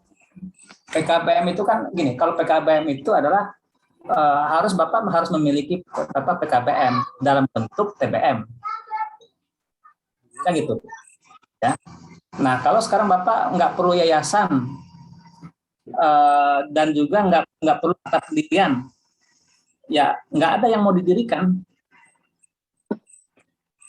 Kalau nggak punya itu, jadi berjalan seperti biasa saja tuh, kan gitu logikanya, ya. Nah, kalau kesulitan seperti kata Bapak tadi untuk mengembangkan itu agak susah. Ya, makanya itu pentingnya legalitas perizinan itu. Ya. Oke, kira-kira jawaban saya kira-kira seperti itu, Pak. Mohon maaf terlebih dan kurang ya, Pak ya. Jadi kesimpulannya adalah tetap kita harus bernaung di bawah yayasan atau PKBM gitu. Kalau Bapak ingin mengembangkan TBM Bapak, ya. Oke, terima kasih Pak. Ya, oke. Yang kedua dari Pak Tejo ya. Bapak sudah punya PAUD. Bisa nggak TBM-nya digabung dengan yayasan PAUD itu? Bisa. Ya, bisa. Jadi di sana kalau seandainya ditanyakan ini kok nggak ada taman bacaan masyarakatnya, ya di PAUD itu kan ada aspek pendidikan, aspek apa, dan itu sudah mencakup biasanya. Jadi Bapak ajukan izin lagi ya, pakai yayasan yang sama, karena yayasan itu bisa mendirikan beberapa kegiatan usaha. Saya punya PT ya, PT saya bisa bergerak dalam bidang pertanian, perdagangan, ekspor impor. Yayasan Bapak bisa bergerak dalam bidang PAUD ya, tapi tentu harus perizinan satu-satu, nggak bisa digabung perizinannya. Jadi lengkapi lagi persyaratan yang tadi, ajukan lagi, lengkapi persyaratan yang lagi, untuk PAUD lengkapi persyaratan untuk PAUD, untuk TBM lengkapi persyaratan untuk TBM, pakai yayasan yang sama bisa. Ya. Kemudian tapi jangan dijelaskan saya sudah punya PAUD boleh nggak, jangan ditanya. Bapak nggak usah tanya-tanya, karena begini, terkadang orang yang memberikan izin itu Pak nggak ngerti, nggak paham itu, karena bingung sendiri itu ya. Karena kita harus berhadapan dengan orang-orang itu. Ya, jadi jangan terangkan apa-apa, saya mendirikan taman bacaan udah kelar. Jadi jangan cerita-cerita yang lain-lain. Sama dengan misalnya kalau Bapak ditanya ditanya pihak kepolisian sebagai saksi sebagai tersangka misalnya, jawab apa yang ditanyakan, nggak usah lebar kemana-mana. Itu triknya ya. Kemudian TBM disejajarkan dengan PAUD, bisa nggak sejarah TBM, PAUD. Itu dua hal yang berbeda. Ya. Ketiga, beda harta yayasan dari pribadi apa ya? Beda harta yayasan dari pribadi. Dan beda harta yayasan dan harta pribadi apa gitu ya? Itu ya pertanyaannya. Beda. Kalau pribadi, kalau ya, gitu Pak ya, betul ya? Oke. Ya, kalau bedanya begini kira-kira, Bapak punya sertifikat itu atas nama yayasan punya Bapak. Bapak juga punya sertifikat tanah atas nama Bapak. Kira-kira Bapak merasa mana yang lebih kuat? Ya kan? Berarti kan sertifikat yang punya atas nama Bapak kan? Sementara sertifikat atas nama yayasan itu Bapak nggak bisa sendirian gitu. Karena ada pihak lain di sana. Dan harus diingat itu bukan milik Bapak. Jadi jangan ngaku-ngaku itu yayasan saya, iya. Tapi yayasan itu ya kalau dijual itu prosedurnya panjang itu. Harus ada prosedur yang lain, tapi kalau karena Bapak cukup Bapak yang jual atau istri Bapak untuk prosedurnya. Ya, beda legalitas kepemilikan, beda akibatnya, beda tindakan hukum yang harus dilakukan. Pak Irfan, dinas perizinan ya. Nah, sepengetahuan saya Pak, ya yang saya pernah alami, kalau dahulu memang ke dinas pendidikan. Tapi sekarang di berbagai Pemda itu satu pintu supaya orang nggak kemana-mana itu, ya perizinan sama semuanya. Jadi Jakarta dia nggak pergi ke dinas pendidikan biasanya, sepengetahuan saya, dia dinas perizinan, ya, KTSP. Jadi di Pasaman di tempat yang saya baca itu dia dinas perizinan, bukan dinas pendidikan, ya. Tetapi ini tergantung sekali lagi, itu pada umumnya ya, fenomena pada umumnya ke dinas perizinan. Bukan ke instansi yang apa? Kalau dalam tingkat kabupaten. Ya. Nah, tetapi tidak tutup kemungkinan ke dinas pendidikan karena satu dan lain hal. Tergantung Pemdanya saja. Ya. Jadi soal ini sebenarnya kan Bapak, yang saran saya adalah Bapak pergi dulu ke dinas perizinan. Kalau di sana perlu hal-hal tertentu baru ke dinas pendidikan. Karena dinas perizinan itu ada dinas pendidikan, dinas penanaman modal, dinas perindustrian, perdagangan, itu gabung sana semuanya. Tapi nggak tahu juga untuk pendidikan itu di beberapa Pemda harus belum diserahkan kepada PTSP, itu tergantung Pemdanya Pak. Kira-kira gitu jawaban saya. Oke, ada mungkin pertanyaan satu persatu. Baik, Pak. Sebelum kita berlanjut kepada pertanyaan-pertanyaan selanjutnya, saya ingin mengingatkan untuk para peserta untuk mengisi daftar hadir atau presensi yang sudah ada di kolom chat. Kita akan beralih kepada pertanyaan berikutnya, loh Pak, yakni dari RBM Azami Library. Silahkan kepada Bapak untuk menyampaikan pertanyaannya langsung. Tadi sempat raise hand.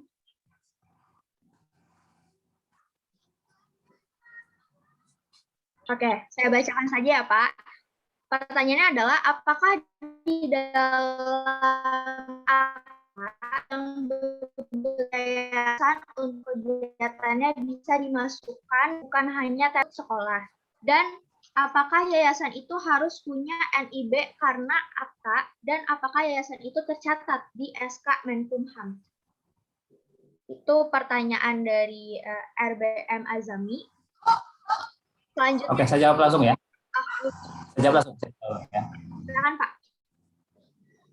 Ya. Apakah dalam akta yayasan bisa PAUD, bisa TBM? Bisa. Bisa dirikan musola, bisa memberikan santunan anak yatim, bisa. Ya. Itu ada, sepengetahuan saya ada 4 golongan, 4 aspek ya. Sosial, kemanusiaan, dan pendidikan nggak salah. Jadi bisa masukin saja konsultasi sama notarisnya, tolong masukin yang agak lebih banyak, bisa. Nah, cuma tadi kalau seandainya ini PAUD, dirikan penuhi persyarat-persyarat untuk PAUD. Kalau TBM, penuhi persyarat-persyarat untuk TBM dan sebagainya. ya. Nah, cuma permasalahan nanti adalah kalau misalnya ada kekayaan atas nama yayasan, maka itu bisa digunakan oleh PAUD, bisa digunakan TPM, sebagainya, tergantung pengurusnya yang mengatur ya. Terus yang tadi itu apalagi tadi yang pertanyaan yang belum saya jawab yang barusan. Yayasan itu harus punya NIB karena apa? Dan apakah yayasan itu tercatat di SK Kemenkumham? Yayasan pasti harus tercatat di Menkumham. Ada izinnya di sana. Kalau NIB itu nomor itu kalau ada nomor-nomornya nggak gitu ya. Nah, kalau untuk perizinan lainnya setelah Menkumham baru urus izin yang lain. Jadi tercatat. Baik, Bapak, apakah dapat dipahami atau ada yang ingin ditanggapi dari Bapak RBM Azami? Sepertinya masih di jalan. Kita lanjut kepada pertanyaan berikutnya, yakni dari Bapak Kusna. Silakan Bapak Kusna untuk menyampaikan pertanyaannya.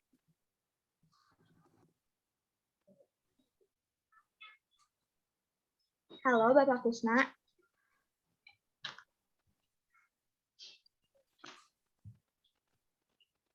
Dibacakan aja kali. Tidak ada pertanyaan ya Pak di kolom chat. Oke. Silakan kepada para peserta lainnya jika masih ada yang ingin ditanyakan atau didiskusikan. Sambil baca, Mbak. Kak. Di sini. Helen, sambil baca bisa? Sebentar, Pak.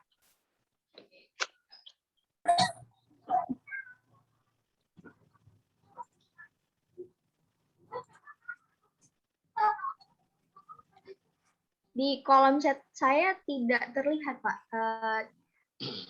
Silakan kepada Bapak TBM Serambi Baca Bekasi terlebih dahulu mungkin ingin menyampaikan pertanyaannya. Oke, baik. Terima kasih Kak Helen Ardana atas kesempatan waktunya. Bapak Abdurrahman Hamid dan teman-teman semua pegiat literasi di seluruh Indonesia nih, undangannya yang hadir banyak ini ya, sepertinya dari seluruh Indonesia, bukan hanya dari Jakarta dan Jawa Barat saja. Assalamualaikum warahmatullahi wabarakatuh. Saya Nur Sewoko dari TBM Serambi Baca Kota Bekasi, Pak Abdurrahman Hamid. Menarik sekali apa yang disampaikan oleh Pak Abdurrahman Hamid, juga tadi yang disampaikan oleh Ketua FTBM Provinsi Jawa Barat, Ibu Aam, berkenaan dengan legalitas formal TBM ini ya. Alhamdulillah TBM Serambi Baca sudah punya legalitas formal gitu, tapi di forum TBM Kota Bekasi sebagian besar teman-teman kami itu memang belum memiliki ya, sebagian besar walaupun ada ya. Nah, di TBM ini kan terbagi dua ya Pak ya, Pak Abdurrahman. Ada TBM yang di bawah PKBM dan ada TBM yang mandiri murni benar-benar TBM gitu. Tapi kegiatannya bukan hanya membaca buku atau bukan hanya kunjungan literasi perpustakaan saja, tapi banyak kegiatan-kegiatan yang dilakukan oleh teman-teman di FTBM Kota Bekasi. Nah, kendala tadi berkaitan dengan legalitas surat perizinan izin operasional gitu ya. Yang jadi pertanyaan saya itu apakah maaf ya dalam hal ini pemerintah baik itu pusat ataupun daerah tidak bisa atau tidak adakah lembaga yang mau peduli dengan teman-teman FTBM TBM ini gitu ya, karena teman-teman ini swadaya masyarakat, swadaya dan swadana gitu, muncul dari masyarakat secara swadaya dan swadana.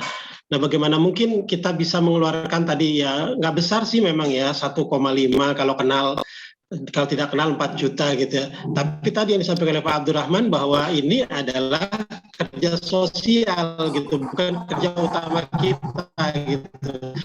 Kerja sosial harus mengeluarkan uang. Tidak semua TBM ini memiliki kocek yang mencukupi gitu Pak.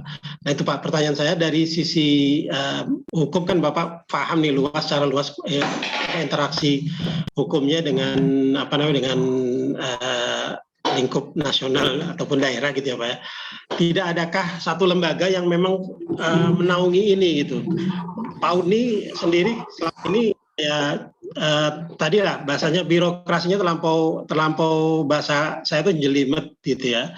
Tidak simpel, sementara kami relawan-relawan ini inginnya ya yang tidak jelimet, nyantai saja gitu Pak. Karena kita sudah mengeluarkan pikiran, tenaga, waktu kita untuk mengembangkan pengembangan literasi di masyarakat. Itu aja Pak. Terima kasih Pak Abdurrahman atas jawabannya, paling tidak responnya gitu ya. Dan terima kasih Kak Helen Ardana dan Mbak Kanisa Putri Tertia. Assalamualaikum warahmatullahi wabarakatuh. Silakan Bapak Abdul Rahman untuk ditanggapi. Ya, terima kasih Pak. Ya. Saya ini ya, itu di luar aspek legal ya Pak ya, aspek legal. Jadi kita berbicara tentang strategi TBM ya. Jadi gini, yang kalau menurut saya ini berarti harus menurut saya Pak nih ya. Bukan menurut aturan perundang-undangan ya. Kalau ada perundang-undangan sih nggak ada. Ya nggak ada. Apakah memang kalau ditanyakan apakah memang ada lembaga yang peduli dengan teman-teman? Dinas sosial nggak ngurusin ini. Ya, dinas sosial nggak ngurusin ini. Nggak sumbangan karena nggak akan diberikan ya, kondisi seperti ini. Nah, kalau ada lembaga, sebenarnya ada lembaga dinas pendidikan.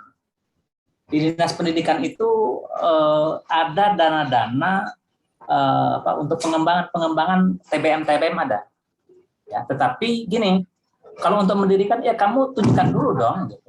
Kalau ada buktinya, karena saya perlu SPJ, yang saya nggak bisa berikan langsung begitu gitu, ya. Nah itu permasalahannya. Jadi tunjukkan dulu kinerja, baru nanti ada dananya. Gitu. Nggak bisa dana dulu, pemerintah nggak bisa seperti itu permasalahannya. Perlu tanggung jawabkan uang itu.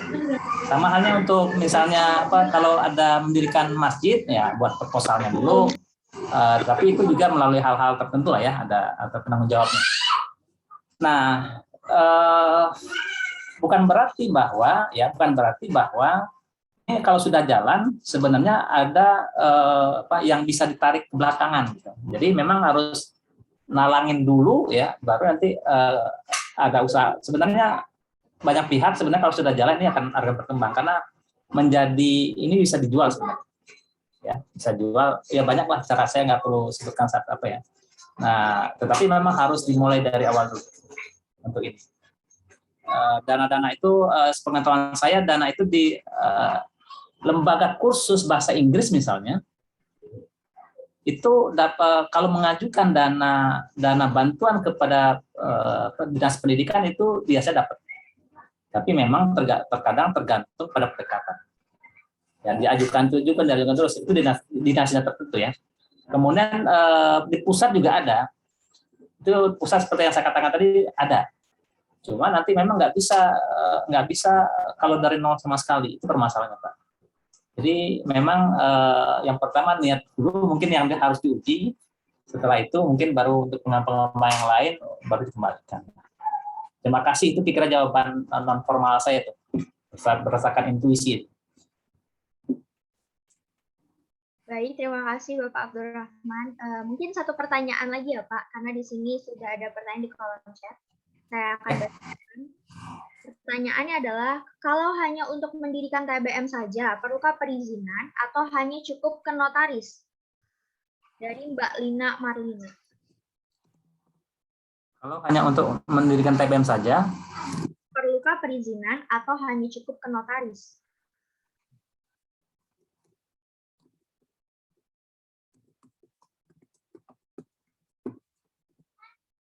Oke, saya jawab to the point ya. Ke notaris itu adalah dalam rangka perizinan, mengurus perizinan. Kalau nggak mengurus perizinan, nggak perlu ke notaris. Ya, apakah perlu perizinan atau cukup ke notaris? Ya, jadi kalau cukup ke notaris nggak selesai itu, nanggung, lebih baik nggak usah ke notaris. Ya, gitu. Nah, pertanyaannya sebenarnya adalah saya perlu ngurus izin apa tidak sih? Itu pertanyaannya. Ya tergantung gitu. Mau swadaya ya, ya hidup segamar kita mau, atau memang mau serius nih ya, saya ingin niat banget nih untuk mendirikan ini bareng-bareng sama teman-teman yang lain. Ya. Kalau untuk pengembangan jangka panjang izinnya urus. Tapi kalau hanya sekedar sebagai pengisi sesuatu hari-harian yang apa saja, ya yang penting saya ada buku yang selesai, nggak perlu ada niat untuk mengembangkan sedemikian rupa, nggak ada program yang tertentu, nggak perlu. Kira-kira gitu. Oke, Helen, terima kasih. Mohon maaf ya kepada para peserta karena waktu kita sudah terbatas dan juga sudah melewati waktu yang telah disepakati. Jadi saya harus tutup sesi pertanyaan kali ini. Ada pertanyaan bagus terakhir tuh Mbak Helen. Oke, satu pertanyaan lagi ya Pak. Bagus dari teman kita. Pertanyaannya, coba saya bacakan. Pertanyaan adalah dari Bapak Harto. Saya mencoba mendapatkan NIB melalui sistem OSS, melalui Menteri Investasi, Kepala Badan Koordinasi Penanaman Modal, pilihan judul KBLI, Perpustakaan dan Arsip Swasta. Waktu itu untuk mengajukan dana bantuan untuk usaha mikro dinas koperasi. Bagaimana tanggapan dan masukannya ya Pak?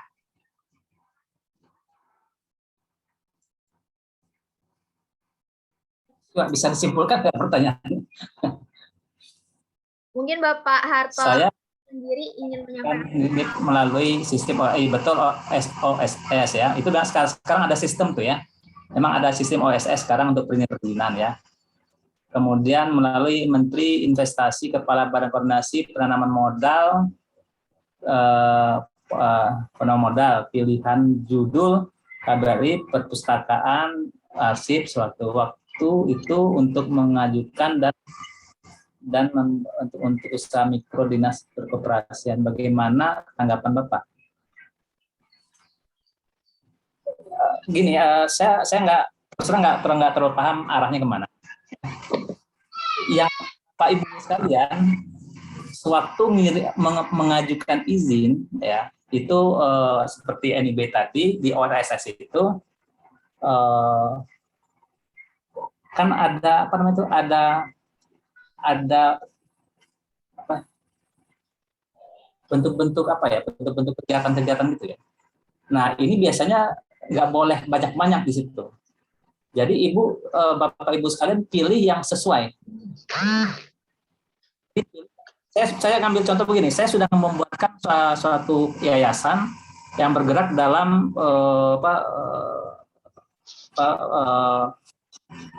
di Tanjung Priok yang bergerak dalam pembinaan atau pengasuhan nenek-nenek atau orang tua yang terlantar dan sebagainya ya. Tapi kemudian KTSP-nya membuat ambulan. Sewaktu diajukan izinnya ke KTSP itu nggak masuk gitu. Harus diulang lagi. Gitu. Jadi di sana itu harus ada liter. Ini kegiatannya saya sampaikan saja Bang, kegiatan saya adalah ini. Apa yang cocok udah. Jadi waktu mengurus izin baca dulu apa yang tertulis di sana. Kalau biasanya minta daftarnya bentuk-bentuk kegiatannya mana gitu, biar saya baca dulu. Itu dan mengurus izin supaya itu tidak 2 kali 3 kali kita ngurusnya. Oke, kalau tidak ada lagi Bapak Ibu sekalian, terima kasih atas perhatiannya. Mohon maaf atas kekurangannya ya. Salah-salah kata, salah-salah sikap dan sebagainya, saya mohon maaf yang sebesarnya. Assalamualaikum warahmatullahi wabarakatuh. Waalaikumsalam warahmatullahi wabarakatuh. Terima kasih kepada Bapak Abdurrahman Hamid atas penyampaian materinya yang sangat luar biasa. Demikianlah diskusi atau sesi penyuluhan hukum pada kegiatan hari ini. Adapun beberapa hal yang dapat saya simpulkan adalah kalau kita bicara posisi dari TBM atau Taman Bacaan Masyarakat kita sendiri, kita bisa melihatnya di dalam Undang-Undang Nomor 20 Tahun 2013, Pasal 26 Ayat 4. Di situ dijelaskan bahwasanya sebenarnya TBM ini termasuk dalam Pusat Kegiatan Belajar Masyarakat atau PKBM, yakni salah satu dari satuan pendidikan nonformal. Kemudian ketika kita juga melihat pasal 2 Undang-Undang Nomor 20 Tahun 2013, di situ dijelaskan bahwasanya satuan pendidikan non formal dapat didirikan oleh orang perseorangan, kelompok orang, dan juga badan hukum. Tetapi kemudian yang perlu kita pahami bersama adalah bahwa sebenarnya keberadaan TBM ini tidak serta-merta harus memiliki izin jika mengacu pada keterangan dari Kemendikbud itu sendiri.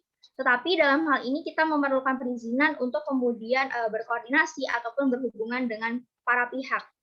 Oleh sebab itu, salah satu opsi atau pilihan yang dapat diambil adalah dengan mendirikan badan hukum dengan jenis yayasan, yang mana dalam hal ini kita juga perlu mengurus beberapa hal, baik itu dalam aspek teknis maupun aspek administratif. Demikian yang dapat saya simpulkan dari sesi penyuluhan kali ini.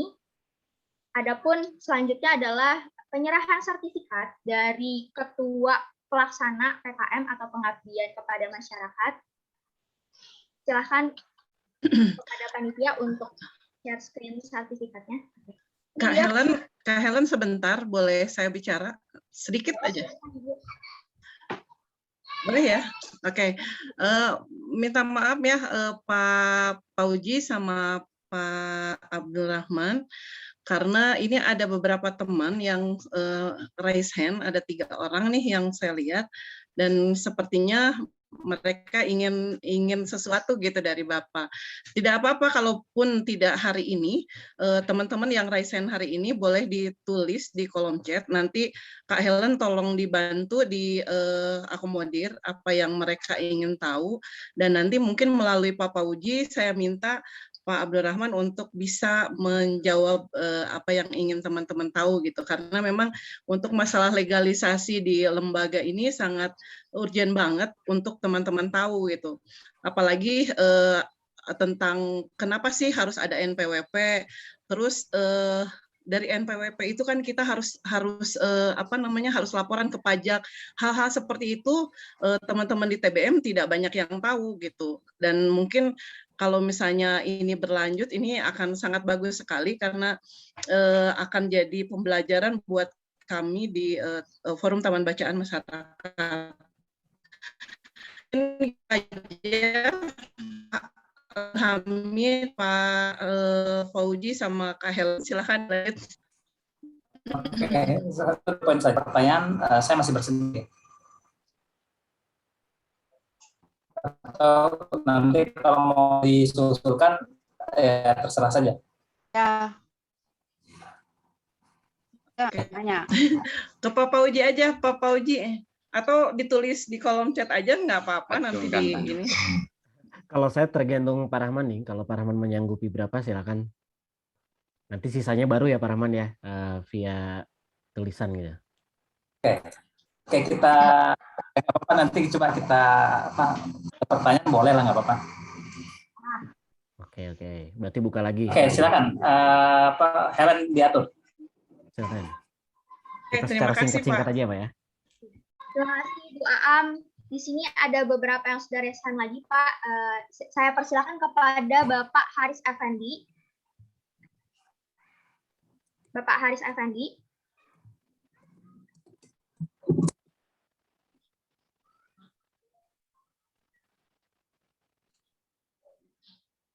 Halo Bapak Haris. Oke, kita langsung lanjut saja ya kepada Bapak Arif Emzen. Bapak Arif, boleh di-mute dan sampaikan pertanyaannya Pak, di-unmute. Oke, Assalamualaikum warahmatullahi wabarakatuh. Terima kasih Mbak Ellen. Selamat malam semuanya. Ada apa-apa bersembunyi di balik layar ya? Izin nih, soalnya di sini sudah agak larut malam di Bima. Salam dari Bima semuanya. Masih ada Umi ya?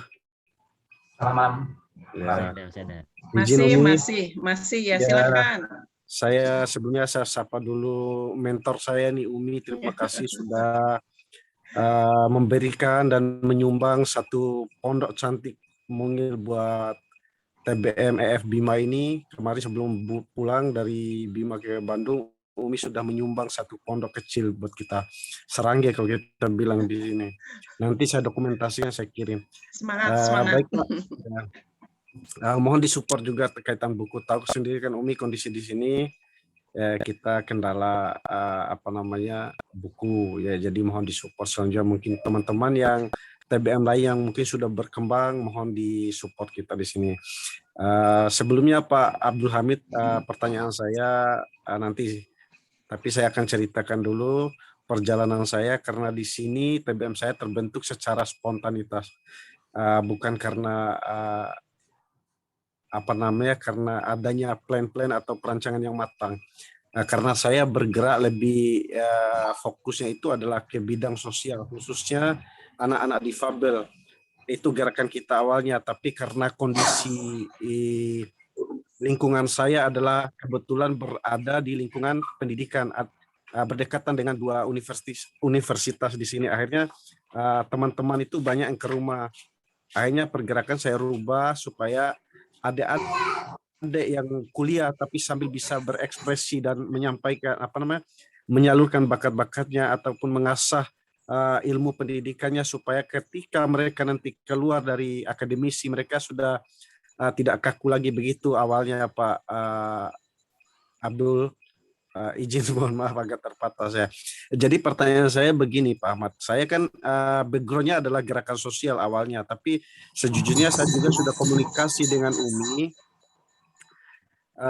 Kira-kira apakah tidak menghambat gerakan-gerakan ini ketika saya adalah background-nya adalah gerakan sosial, tapi sudah alhamdulillah sudah berjalan hampir 1 tahun ini, tapi sejauh ini tidak ada kendala, tapi berjalan lancar. Cuma kendalanya itu adalah di buku saja kita ini. Karena Bima ini jujur saja, Umi juga sudah tahu kondisinya, kita susah mengakses. Kaitan izin mungkin sudah dijelaskan dari tadi, ya sedikit paham saya, mungkin nanti saya akan komunikasi lagi dengan Umi, tapi kalau kaitan yayasan saya memang sudah terdaftar Pak Abdul, tapi kira-kira trik apa yang harus saya lakukan ke depannya supaya TBM saya ini berkembang, karena sejauh ini masih menggunakan anggaran sendiri saya Pak Abdul. Mohon wejangannya, solusinya kayak gimana. Terima kasih Mbak Helen, mungkin itu saja pertanyaan dari saya. Terima kasih atas kesempatan waktunya. Billahi taufiq wal hidayah. Wassalamualaikum warahmatullahi wabarakatuh. Waalaikumsalam. Terima kasih Bapak Arif. Panggil abang aja, jangan Bapak, tolong. Terima kasih Abang Arif. Satu lagi Abang. Pak Abdul. Iya Bang. Satu pertanyaan lagi Pak Abdul dari Rumah Baca Jatmika. Silahkan kepada Rumah Baca Jatmika disampaikan. Ya Pak. Assalamualaikum warahmatullahi wabarakatuh. Assalamualaikum warahmatullahi wabarakatuh. Dari mana ya Pak? Saya Adi Lutfi di Bandung. Pengurus Rumah Baca Jatmika. Mau bertanya Pak. Tadi terkait Umi juga bilang tentang NPWP.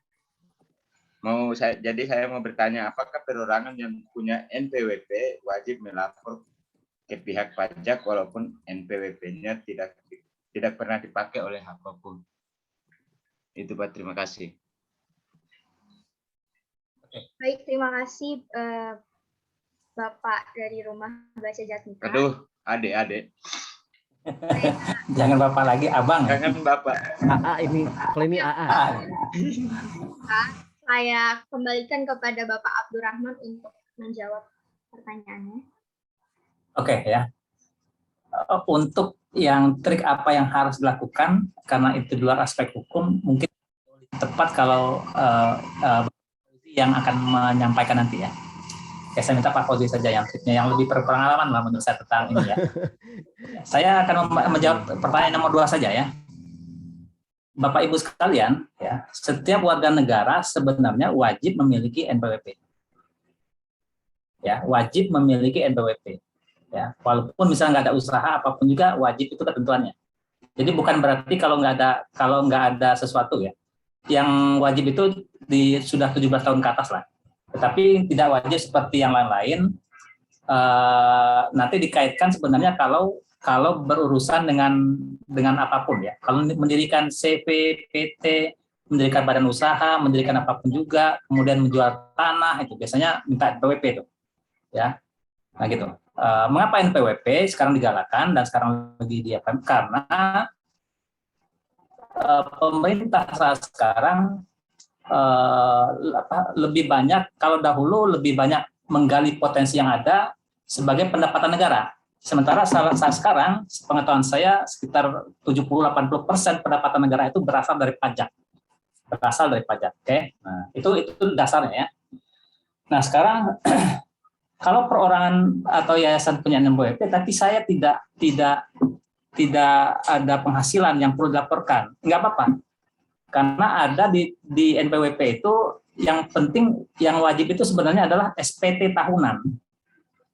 Jadi ada dua yang sebenarnya yang dibaca, yang harus disampaikan. Yang pertama, kalau Bapak Ibu sekalian memperoleh uang penghasilan dan penghasilan itu di atas TKP namanya, maka itu harus bayar pajak, ya. Nah, harus ada nomor pokok wajib pajak.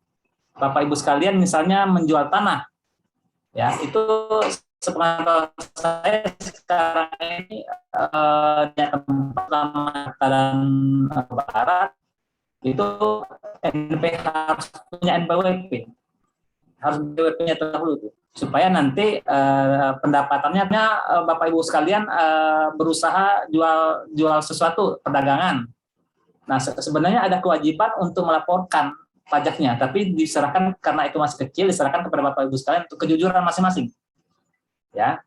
Nah, sekarang kalau tidak bagaimana? Ya nggak apa-apa juga, tetapi harus ada, kalau nggak ada transaksi, harus ada tetap laporan SPT tahunan namanya. Ya, nah itu ada formnya tersendiri, ya. Pak, ribet kalau ngurusnya memang segala sesuatu itu kalau kita nggak butuh memang ribet, Bapak Ibu sekalian. Ya. Tapi sebenarnya itu nggak ribet karena sekarang belajar sekali di apa. Nanti kalau NPWP kita mungkin bisa adakan forum tersendiri lah ya. Itu ada namanya e-billing. Jadi lapornya saat sekarang melalui internet saja tuh, nggak perlu ke sana ya. Nah laporannya nihil aja udah. Justru kalau CPPT kadang-kadang yang ada usaha-usaha tapi nggak terlalu menguntungkan dia buat nihil juga. Nah gitu juga dengan yayasan nanti. Yayasan harus punya NPWP. Mengapa harus punya? Supaya agak terkontrol tuh. Ke depan kalau ada pemasukan nggak perlu ngurus-ngurus lagi. Jadi NPWP juga sekaligus sebagai identitas suatu badan ya untuk memudahkan pengontrolan pajak oleh negara. Nah, tetap jadi artinya to the point adalah apakah perorangan yang punya wajib melapor wajib. Teman saya punya NPWP nggak lapor-lapor tuh nggak apa-apa. Ya kondisinya begitu. Tapi aturannya gimana? Aturan wajib lapor. Karena nanti biasanya kita kesandung kalau sudah besar. Saya punya contoh kasus begini. Ada suatu perusahaan, ya, dia mulai dari kecil. Mulai kecil pajaknya nggak bayar-bayar tuh. Kemudian suatu saat dia mempunyai orderan besar dan meningkat. Ya meningkat, kemudian transaksinya tercatat. Kemudian dilakukan pemeriksaan, ternyata pajaknya yang lama-lama pun nggak dibayar. Dia kena denda sekian juta. Logikanya adalah dia pilihannya adalah mau nutup nih perusahaannya ya atau bayar pajaknya. Terakhir ya, dia tutup itu badan usahanya karena hutangnya banyak, dia dirikan yang baru. Jadi kapan waktunya? Sama halnya waktu kita melanggar lalu lintas, saya nggak pakai helm nggak apa-apa tuh, iya. Ya, nggak apa saja. Kira-kira gitu. Pertanyaan pertama, Pak Fauzi, silakan. Sedikit mungkin ya untuk pertanyaan pertama kan yang menarik di sini adalah gerakan sosial ya, awalnya dari gerakan sosial bagaimana mengembangkan ini terlepas dari apakah ini bentuknya TBM ataupun yang lainnya. Jika berangkat dari gerakan sosial biasanya memiliki salah satu modal yang tidak dipunyai oleh yang lain, yaitu kolektif. Jadi tidak sendirian sudah pasti. Nah, manfaatkan jaringan itu. Jaringan itu bagaimana memanfaatkannya? Kan setidaknya kita bisa membagi menjadi beberapa sisi. Pertama dari jaringan, jika gerakan sosial itu berbasis dan didukung oleh intelektual, tentu punya teman-teman akademisi. Nah, coba bergabung dengan atau bertanya apa yang bisa dilakukan oleh TBM untuk kampus misalkan, atau apa yang bisa dilakukan TBM untuk mendukung, seperti halnya yang dilakukan sekarang ini dengan forum TBM. Dan tentu untuk mengembangkan kebermanfaatan. Pertama itu, belum lagi untuk di level universitas, Pak Rahman sebagai Korprodi pasti tahu pusingnya ini. Kemendikbud sekarang meluncurkan program tentang kampus merdeka. Nah, salah satu dan banyak program kampus merdeka, pengabdiannya banyak ya Pak Rahman, proyek sosial dan sebagainya. Menurut saya TBM itu bisa menjadi situs atau lokasi untuk kegiatan itu salah satunya. Lalu selanjutnya memanfaatkan CSR dari perusahaan-perusahaan. Kembali lagi, namanya jaringan atau dari gerakan sosial tentu punya jaringan ke sana, sehingga kita tahu celah-celahnya. Dan yang terakhir, pemerintah. Apa yang pemerintah misalkan ingin lakukan dan harapkan dari TBM, coba berkontribusi, dan biasanya yang kena spotlight bisa mendapatkan banyak dukungan. Yang sudah-sudah sih seperti itu. Ini bukan saran ya, tetapi ini apa yang saya tahu dari beberapa organisasi-organisasi yang tadinya kecil dan memang berangkat dari gerakan sosial mengembangkan programnya. Demikian mungkin untuk Pak Zen ya, sedikit saja. Mungkin buat Umi Aam nih yang banyak tahu tentang ini.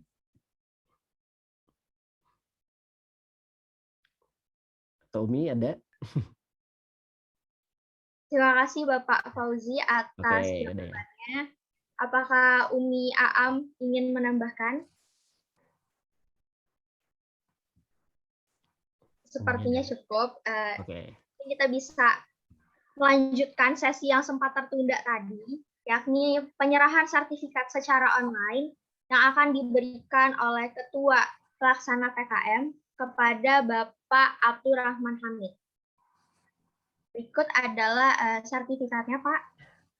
Baik, ini sedikit simbolis Pak dari panitia. Kami sangat berterima kasih Bapak telah banyak memberikan ilmu, memberitahu dan memberikan banyak solusi-solusi terhadap permasalahan-permasalahan yang ada, terutama dari segi hukum. Semoga bermanfaat untuk kita semua dan khususnya untuk Bapak. Sekali lagi terima kasih banyak Pak Rahman sudah sama-sama Pak Fauzi. Terima kasih.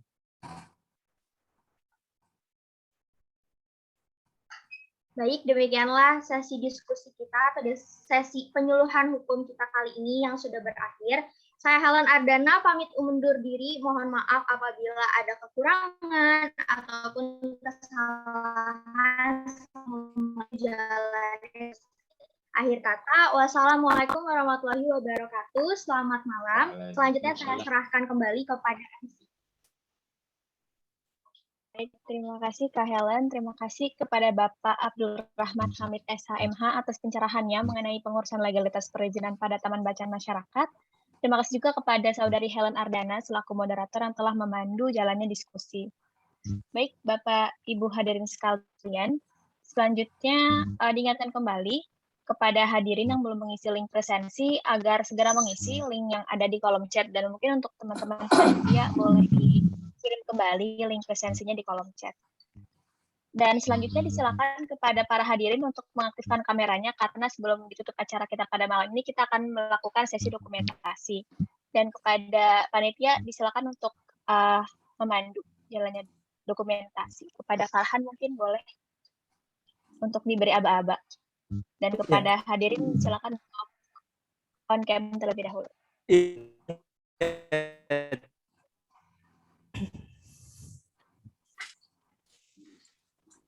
Ya, terima kasih dari MC Kanisa. Mohon para hadirin untuk mengaktifkan kameranya karena ini adalah sesi foto bersama. Saya akan back pertama dahulu. 1, 2, 3. Baik.